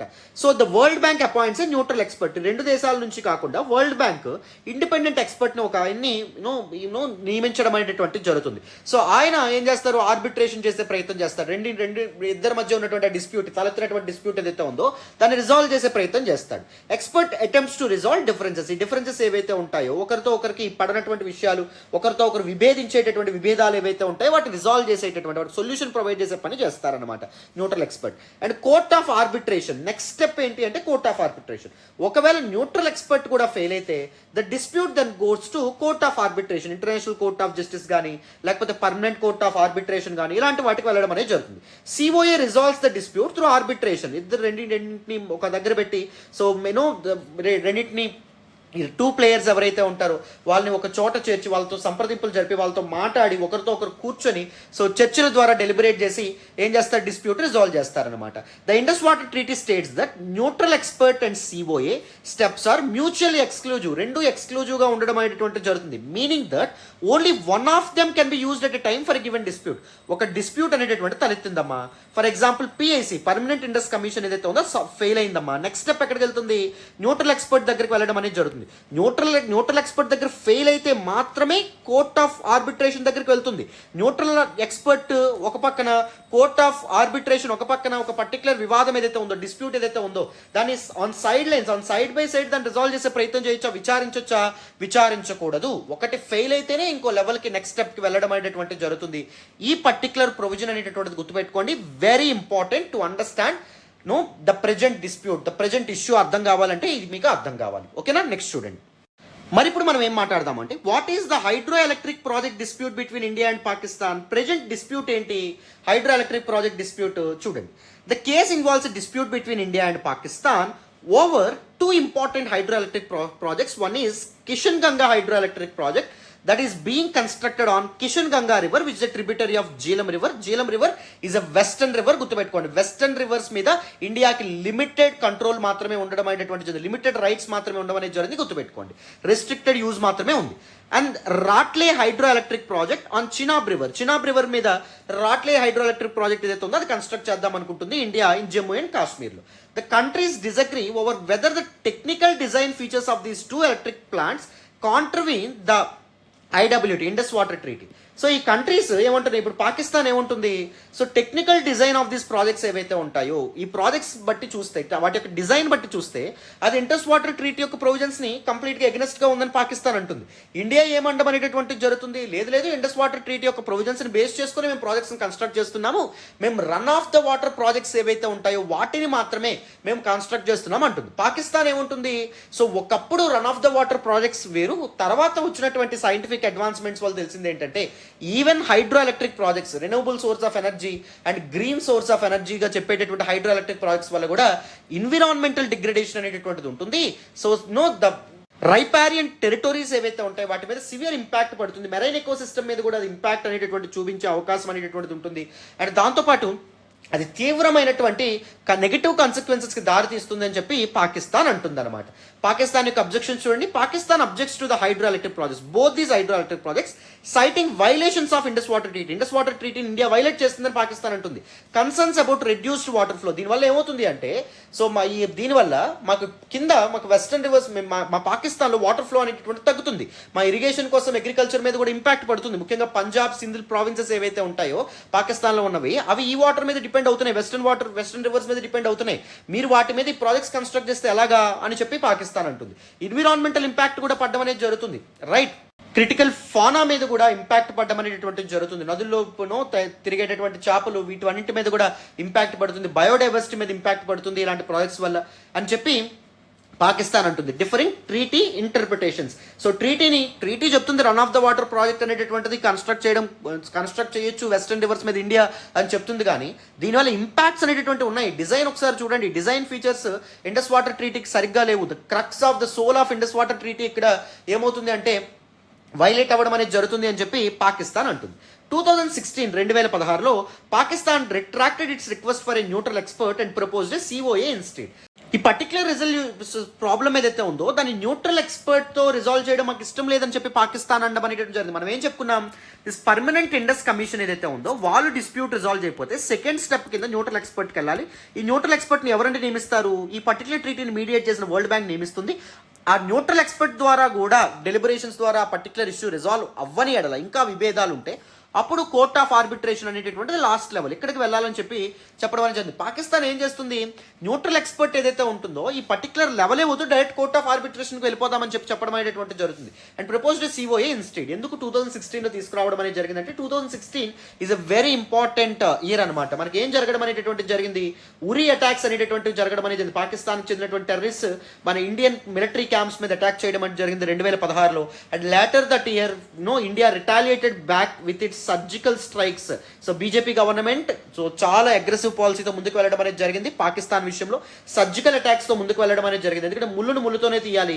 టెర్రరిస్ట్ క్యాంప్స్ మీద అటాక్ చేయడం ద్వారా మనం శాంతి లేకపోతే పీస్ఫుల్ కోఆపరేషన్ అండ్ కోఎగ్జిస్టెన్స్ మనకి నెహ్రూవియన్ ఎరా మనం చూస్తే, పోస్ట్ ఇండిపెండెన్స్ ఎరాలో నెహ్రూవియన్ ఎరా మనం చూస్తే, కాంగ్రెస్ టైం మనం చూస్తే పీస్ఫుల్ కోఆపరేషన్ అండ్ కోఎగ్జిస్టెన్స్ మీదుగా ముందుకు వెళ్ళడం అనేది జరిగింది. ఏ డిస్ప్యూట్ అయినా శాంతియుతంగా పరిష్కరించుకోవాలి, గాంధీయన్ ప్రిన్సిపల్స్తో మనం ముందుకెళ్ళాం. బట్ బీజేపీ గవర్నమెంట్ 2014లో వచ్చిన తర్వాత, నరేంద్ర మోడీ గవర్నమెంట్ ఏర్పడిన తర్వాత దిస్ పీస్ఫుల్ కోఆపరేషన్ కోఎగ్జిస్టెన్స్ వల్ల అంత మాత్రం ఇదవ్వదు. పాకిస్తాన్ లాంటి కంట్రీస్కి, చైనా లాంటి కంట్రీస్కి ఆ విధంగానే తిప్పికొట్టడం అనేటువంటిది వెరీ ఇంపార్టెంట్. అగ్రెసివ్గానే ముందుకెళ్లాలని చెప్పి డెసిషన్ తీసుకున్నారు. సర్జికల్ స్ట్రైక్స్ కూడా మన ఇండియా పాల్పడడం అనేది దట్ ఈస్ 2016 నుంచి ఇండియా యొక్క పాకిస్తాన్ రిలేషన్స్ కాస్త డిటీరియేట్ అయ్యాయని చెప్పి మనం చెప్పుకోవచ్చు, right. Pakistan denied it's air space access to India as well. So దాని తర్వాత పిల్గ్రిమేజ్ ట్రావెలింగ్ అనేటటువంటి కూడా కంప్లీట్గా ఇదవ్వడం అనేటటువంటిది జరిగింది. క్రికెట్ మ్యాచ్లు ఏవైతే ఉంటాయో అవి కూడా ఆగిపోవడం అనేటటువంటిది జరిగింది. మీ అందరికీ తెలుసని అనుకుంటున్నాను. అందుకే పాకిస్తాన్ అనవసరంగా ఈ పర్టికులర్ ఇష్యూని లేవనెత్తింది మరొకసారి. India requested the appointment of a neutral expert in 2016. 2016లో ఇండియా ఏం చేసింది, న్యూట్రల్ ఎక్స్పర్ట్ని తీసుకురావాలి డిస్ప్యూట్కి అని చెప్పి అంది. పాకిస్తాన్ న్యూట్రల్ ఎక్స్పర్ట్ వద్దు, డైరెక్ట్గా మనం కోర్ట్ ఆఫ్ ఆర్బిట్రేషన్కి వెళ్ళిపోదాం అంటుంది. Emphasizing its importance in the process which Pakistan sought to bypass. So ఎందుకంటే న్యూట్రల్ ఎక్స్పర్ట్ లెవెల్ ఏదైతే ఉంటుందో ఈ పర్టికులర్ లెవెల్ అనేది కూడా equally important under the provisions of Indus water treaty. But Pakistan ఏం చేస్తుంది, it wants to bypass this neutral expert level and it directly wants to constitute a court of arbitration, directly wants to take this dispute to court of arbitration. మరి మధ్యలో mediate చేసినటువంటి world bank కూడా intervene అవ్వడం అనేది జరిగింది. World bank pass the process, ఈ particular dispute resolution process ని కాస్త ఆపి due to separate request from India and Pakistan. India ఏముంటుంది, న్యూట్రల్ ఎక్స్పర్ట్ ఉంటుంది, పాకిస్తాన్ ఏముంటుంది, కోర్ట్ ఆఫ్ ఆర్బిట్రేషన్ ఉంటుంది, urging resolution through PIC. So world bank ఏం చేసింది, ఈ రెండు కాకుండా, వీళ్ళిద్దరు చెప్పింది కాకుండా the first level, that is permanent Indus commission ద్వారా మాత్రమే డిస్ప్యూట్ రిజాల్వ్ చేద్దాము, చేస్తే మంచిదని చెప్పి వరల్డ్ బ్యాంక్ చెప్పింది. Pakistan refuse to discuss the issue during PIC meetings. PIC meetings జరుగుతున్నప్పటికీ, రీసెంట్ ఇయర్స్ లో కూడా జరుగుతున్నప్పటికీ ఈ పర్టికులర్ ఇష్యూని పాకిస్తాన్ తీసుకురావట్లా. పాకిస్తాన్ మేము దాని మీద డిస్కస్ చేయం, మా కోర్ట్ ఆఫ్ ఆర్బిట్రేషన్ కావాలి అని చెప్పి అడమెంట్ గా ఉండడం అనేటువంటి, మొండిగా ఉండడం అనేది జరిగింది, leading the world bank to initiate actions on neutral expert. So మొత్తానికి పిఐసి మీటింగ్స్ రిజాల్వ్ అవ్వట్లేదు కాబట్టి వరల్డ్ బ్యాంక్ ఏం చేస్తుంది, న్యూట్రల్ ఎక్స్పర్ట్ లెవెల్ కి రావడం అనేటువంటి జరిగింది. Right, the treaty doesn't empower the world bank to decide whether one procedure should take procedure over the other. So world bank decide చేయొచ్చు, world bank అధికారాలు ఉన్నాయా, అధికారం లేదు. ఇండస్ వాటర్ ట్రీటీ క్లియర్ గా చెప్తుంది, పిఐసి ఫెయిల్ అయిందా dispute resolution లో, తర్వాత ఎక్కడికి వెళ్ళాలి లెవెల్, న్యూట్రల్ ఎక్స్పర్ట్ లెవెల్కి వెళ్ళాలి, అది ఫెయిల్ అయిందా అప్పుడు మాత్రమే కోర్ట్ ఆఫ్ ఆర్బిట్రేషన్కి వెళ్ళాలి. వరల్డ్ బ్యాంక్ ముందు కోర్ట్ ఆఫ్ ఆర్బిట్రేషన్ తీసుకొద్దాం, తర్వాత న్యూట్రల్ ఎక్స్పర్ట్ తీసుకెళ్దాం, లేకపోతే ఫస్ట్ కోర్ట్ ఆఫ్ ఆర్బిట్రేషన్కి వెళ్ళిపోతాం, తర్వాత పిఐసికి వద్దాం, ఇలాంటివి ఏవైనా వరల్డ్ బ్యాంక్ నిర్ణయాలు తీసుకోవచ్చా, తీసుకోవడం కుదరదు. ఓకే, దానికి అంత కాంపిటెన్స్, ఆ ఎబిలిటీ అనేటటువంటిది, కెపాసిటీ అనేటటువంటిది వరల్డ్ బ్యాంక్ లేదు. World Bank sought to fulfill its procedural obligations with respect to both the COA and the neutral expert. So World Bank ఏమంటుంది, కోర్ట్ ఆఫ్ ఆర్బిట్రేషన్ లో కూడా ఈ పర్టికులర్ విచారణ జరగాలి డిస్ప్యూట్ మీద, న్యూట్రల్ ఎక్స్పర్ట్ ద్వారా కూడా చర్చ అనేటటువంటి జరపాలని చెప్తుంది. కానీ మనం ఇందాక చెప్పుకున్నాం, ఇండస్ వాటర్ ట్రీటీ ఏం చెప్తుంది, ఒక్కసారి these two provisions, two levels are mutual exclusive అని చెప్పాం, అవునా కదా. ఒక్కసారి ఒక విధానం ద్వారా మాత్రమే ఏం జరగాలి, డిస్ప్యూట్ రెజల్యూషన్ అనేటటువంటిది జరగాలి, వివాదాల పరిష్కరణ అనేది జరగాలి. న్యూట్రల్ ఎక్స్పర్ట్ ఫెయిల్ అయితే మాత్రమే కోర్ట్ ఆఫ్ ఆర్బిట్రేషన్కి వెళ్ళాలి, అవునా, according to the provisions of Indus water treaty. So ఈ సందిగ్ధత, ఈ కన్ఫ్యూజన్ కారణంగా సో ఇప్పటికీ ఈ పర్టికులర్ డిస్ప్యూట్ అనేటటువంటిది ముందుకు రిజాల్వ్ అవ్వట్లేదు. సో పనులు ముందుకు వెళ్ళట్లేదు అన్నమాట. So now let us look at India's opposition. India opposes the constitution of Court of Arbitration. Court of Arbitration వద్దంటే వద్దంటుంది, పాకిస్తాన్ కావాలంటుంది. ఇండియా వద్దంటుంది, పాకిస్తాన్ కావాలంటుంది. Citing controversies of Indus Water Treaty provisions. ఎందుకంటే according to the Indus Water Treaty provisions, neutral expert appoint చేసిన తర్వాత మాత్రమే court of arbitration అనేది అపాయింట్ చేయాలి. అది ఇండియా యొక్క వాదన. రూల్స్ పేరు మీద కానీ వెళ్దాము, రూల్స్ కి ఎగనెస్ట్ గా మాత్రం మనం వెళ్ళొద్దు అని ఇండియా వాదిస్తుంది. India also question the jurisdiction and competence of COA, that is court of arbitration. So court of arbitration కి పర్టికులర్ వివాదాన్ని పరిష్కరించేటటువంటి కెపాసిటీ ఉందా, నిజంగా కోర్ట్ ఆఫ్ ఆర్బిట్రేషన్ విచారించొచ్చా ఈ పర్టికులర్ డిస్ప్యూట్ ని అని చెప్పి విచారించకూడదు, దానికి ద కాంపిటెన్స్ అనేటటువంటిది, సో అర్హత అనేటటువంటిది కోర్ట్ ఆఫ్ ఆర్బిట్రేషన్ కి లేదని ఇండియా అంటుంది. Stating that it was not properly constitute as per the treaty. So treaty ప్రకారం అది కన్స్టిట్యూట్ అవ్వడం అనేది జరిగిందా, కోర్ట్ ఆఫ్ ఆర్బిట్రేషన్ లేదని చెప్తుంది. India has not appointed arbitrators or attended the courts proceedings. So Hague లో ఉన్నటువంటి పర్మనెంట్ కోర్ట్ ఆఫ్ ఆర్బిట్రేషన్ ఏదైతే ఉందో వాళ్ళ ప్రొసీడింగ్స్ లో ఇండియా ఆ ప్రొసీడింగ్స్ లో ఇండియా పంచుకోలేదు, ఇండియా పార్టిసిపేట్ చేయలేదు. Emphasize the need for a single dispute resolution process. Single dispute resolution అనేటటువంటిది ఉండాలి. ఒకవేళ ఆ డిస్ప్యూట్ అనేటటువంటిది ఒక పర్టికులర్ మెకానిజం ద్వారా రిజాల్వ్ అవ్వకపోతే మాత్రమే నెక్స్ట్ స్టెప్ వెళ్ళాలని చెప్పి ఇండియా అంటుంది. So what is the ruling of permanent court of arbitration? Permanent court of arbitration యొక్క రూలింగ్ ఏంటి, ఏం వెర్డిక్ట్ ఇచ్చారు రీసెంట్ గా? The permanent court of arbitration rule that the court of arbitration has the competence, అంటే capacity మాకుంది, to consider Pakistan objections to India's hydro electric projects in Jammu and Kashmir.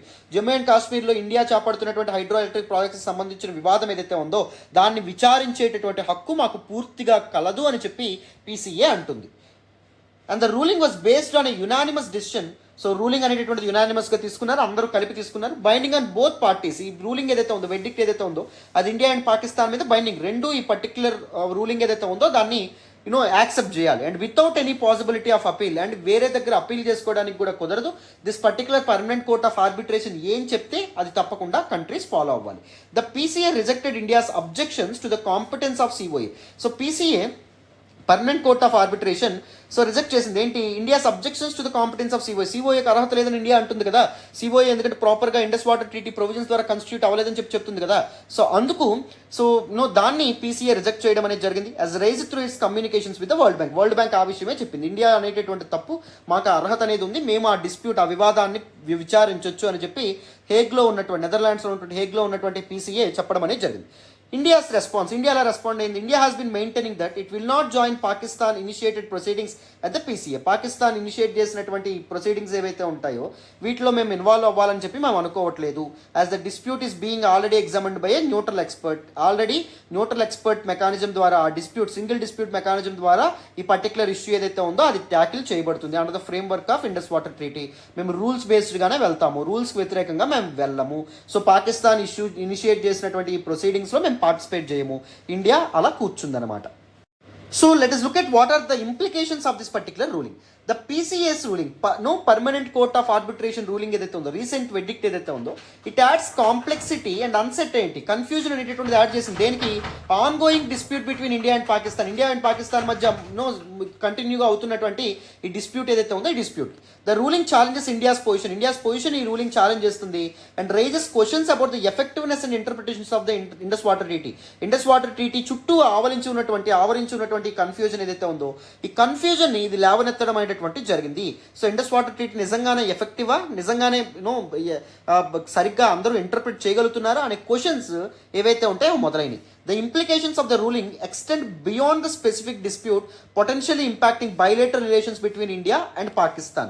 ఈ ruling యొక్క implications ఏవైతే ఉంటాయో ఇవి కేవలం ఆ స్పెసిఫిక్ ఇష్యూ మాత్రమే కాదు, అంటే ఇది హైడ్రో ఎలక్ట్రిక్ ప్రాజెక్ట్స్ మాత్రమే పరిమితం అవ్వదు. ఈ రెండు కంట్రీస్ యొక్క, ఇండియా పాకిస్తాన్ యొక్క ఆల్రెడీ స్క్యూడ్ రిలేషన్స్ ఏవైతే ఉంటాయో, ఆల్రెడీ వీకెండ్ రిలేషన్స్ ఏవైతే ఉంటాయో, బలహీనపడినటువంటి సంబంధాలు ఏవైతే ఉంటాయో వాటి మీద కూడా నెగిటివ్ ఇంపాక్ట్ చూపించే అవకాశం ఉంటుంది. Particularly concerning water sharing and cooperation విషయంలో. సో ఈ రెండు కంట్రీస్ మధ్య సత్సంబంధాలు ఏవైతే ఉంటాయో, కార్డియల్ రిలేషన్స్ ఏవైతే ఉంటాయో అవి కంప్లీట్గా వీకెన్ అయ్యే అవకాశం ఉందని చెప్పి మనకి చెప్తున్నారు. ఓకేనా, నెక్స్ట్ చూడండి. So now let us look at some important facts associated with permanent court of arbitration. So మీకు ప్రిలిమ్స్కి ఈ ఫ్యాక్ట్స్ అన్ని ఇంపార్టెంట్, అందుకే ఇక్కడ యాడ్ చేయడం అనేటువంటి జరిగింది. So permanent court of arbitration 1899లో ఎస్టాబ్లిష్ అవ్వడం అనేది జరిగింది. దీని యొక్క హెడ్ క్వార్టర్స్ నెదర్లాండ్స్లోని హేగ్లో ఉండడం అనేది జరిగింది. And what exactly is the purpose of this particular permanent court of arbitration?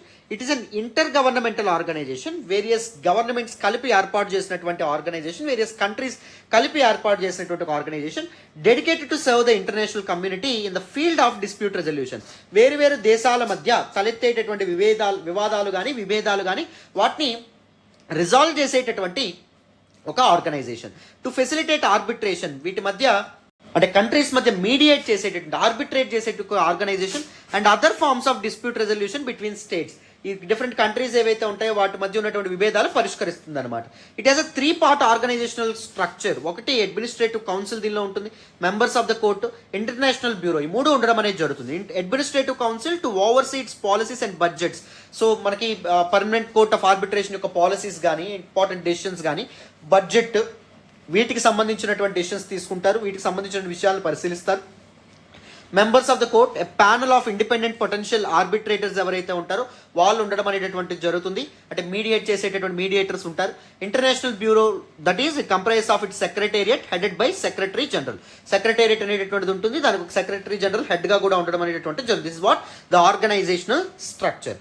Funds, it has financial assistance fund which aims at helping developing countries meet part of the costs involved in international arbitration or other means of dispute settlement offered by the PCA.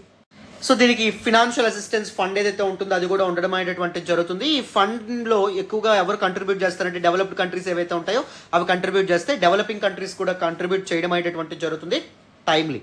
ఓకేనా, so ఈ particular PCA వల్ల so developing countries international ఆర్బిట్రేషన్కి అయ్యేటటువంటి ఖర్చుని బాగా తగ్గించడం అనేటువంటి జరుగుతుంది permanent court of arbitration. ఎందుకంటే విభేదాలు పరిష్కరించడానికి ఈ కంట్రీస్ మధ్య సో చాలా ఖర్చు అవ్వడం అనేటువంటి జరుగుతుంది. ఆ ఖర్చు మొత్తం దీనివల్ల తగ్గడం అనేటటువంటిది జరుగుతుంది అన్నమాట. క్లారిటీ వచ్చిందని అనుకుంటున్నాను ఇక్కడ వరకు. These are some important facts about permanent court of arbitration. So కంప్లీట్గా డీటెయిల్డ్గా సో ఇండస్ వాటర్ ట్రీటీ అంటే ఏంటి, ప్రజెంట్ డిస్ప్యూట్ ఏంటి, అండ్ దాంతోపాటు పర్మనెంట్ కోర్ట్ ఆఫ్ ఆర్బిట్రేషన్ అంటే అర్థం ఏంటి, ఇవన్నీ మీకు ఫుల్ క్లారిటీతో అర్థమైందని అనుకుంటున్నాను. So this particular the Hindu editorial analysis అమ్మ. సో డీటెయిల్డ్గా అన్ని టాపిక్స్ మీకు అర్థమవుతున్నాయి అనుకుంటున్నాను. Thank you so much for all the support and love so far. Thank you so much. So చక్కగా హిందూ ఎడిటోరియల్ అనాలిసిస్ ఫాలో అవ్వండి. మల్టిపుల్ టాపిక్స్ మీద అవగాహన అనేటటువంటిది మీకు వస్తుంది. Within no time you will be able to analyse different articles from different subjects on your own. That is for sure. ఓకేనా, right. This is all about it. మళ్ళీ next క్లాస్లో కలుద్దాం. Thank you so much for all the support and all the love so far. Bye నాన్న.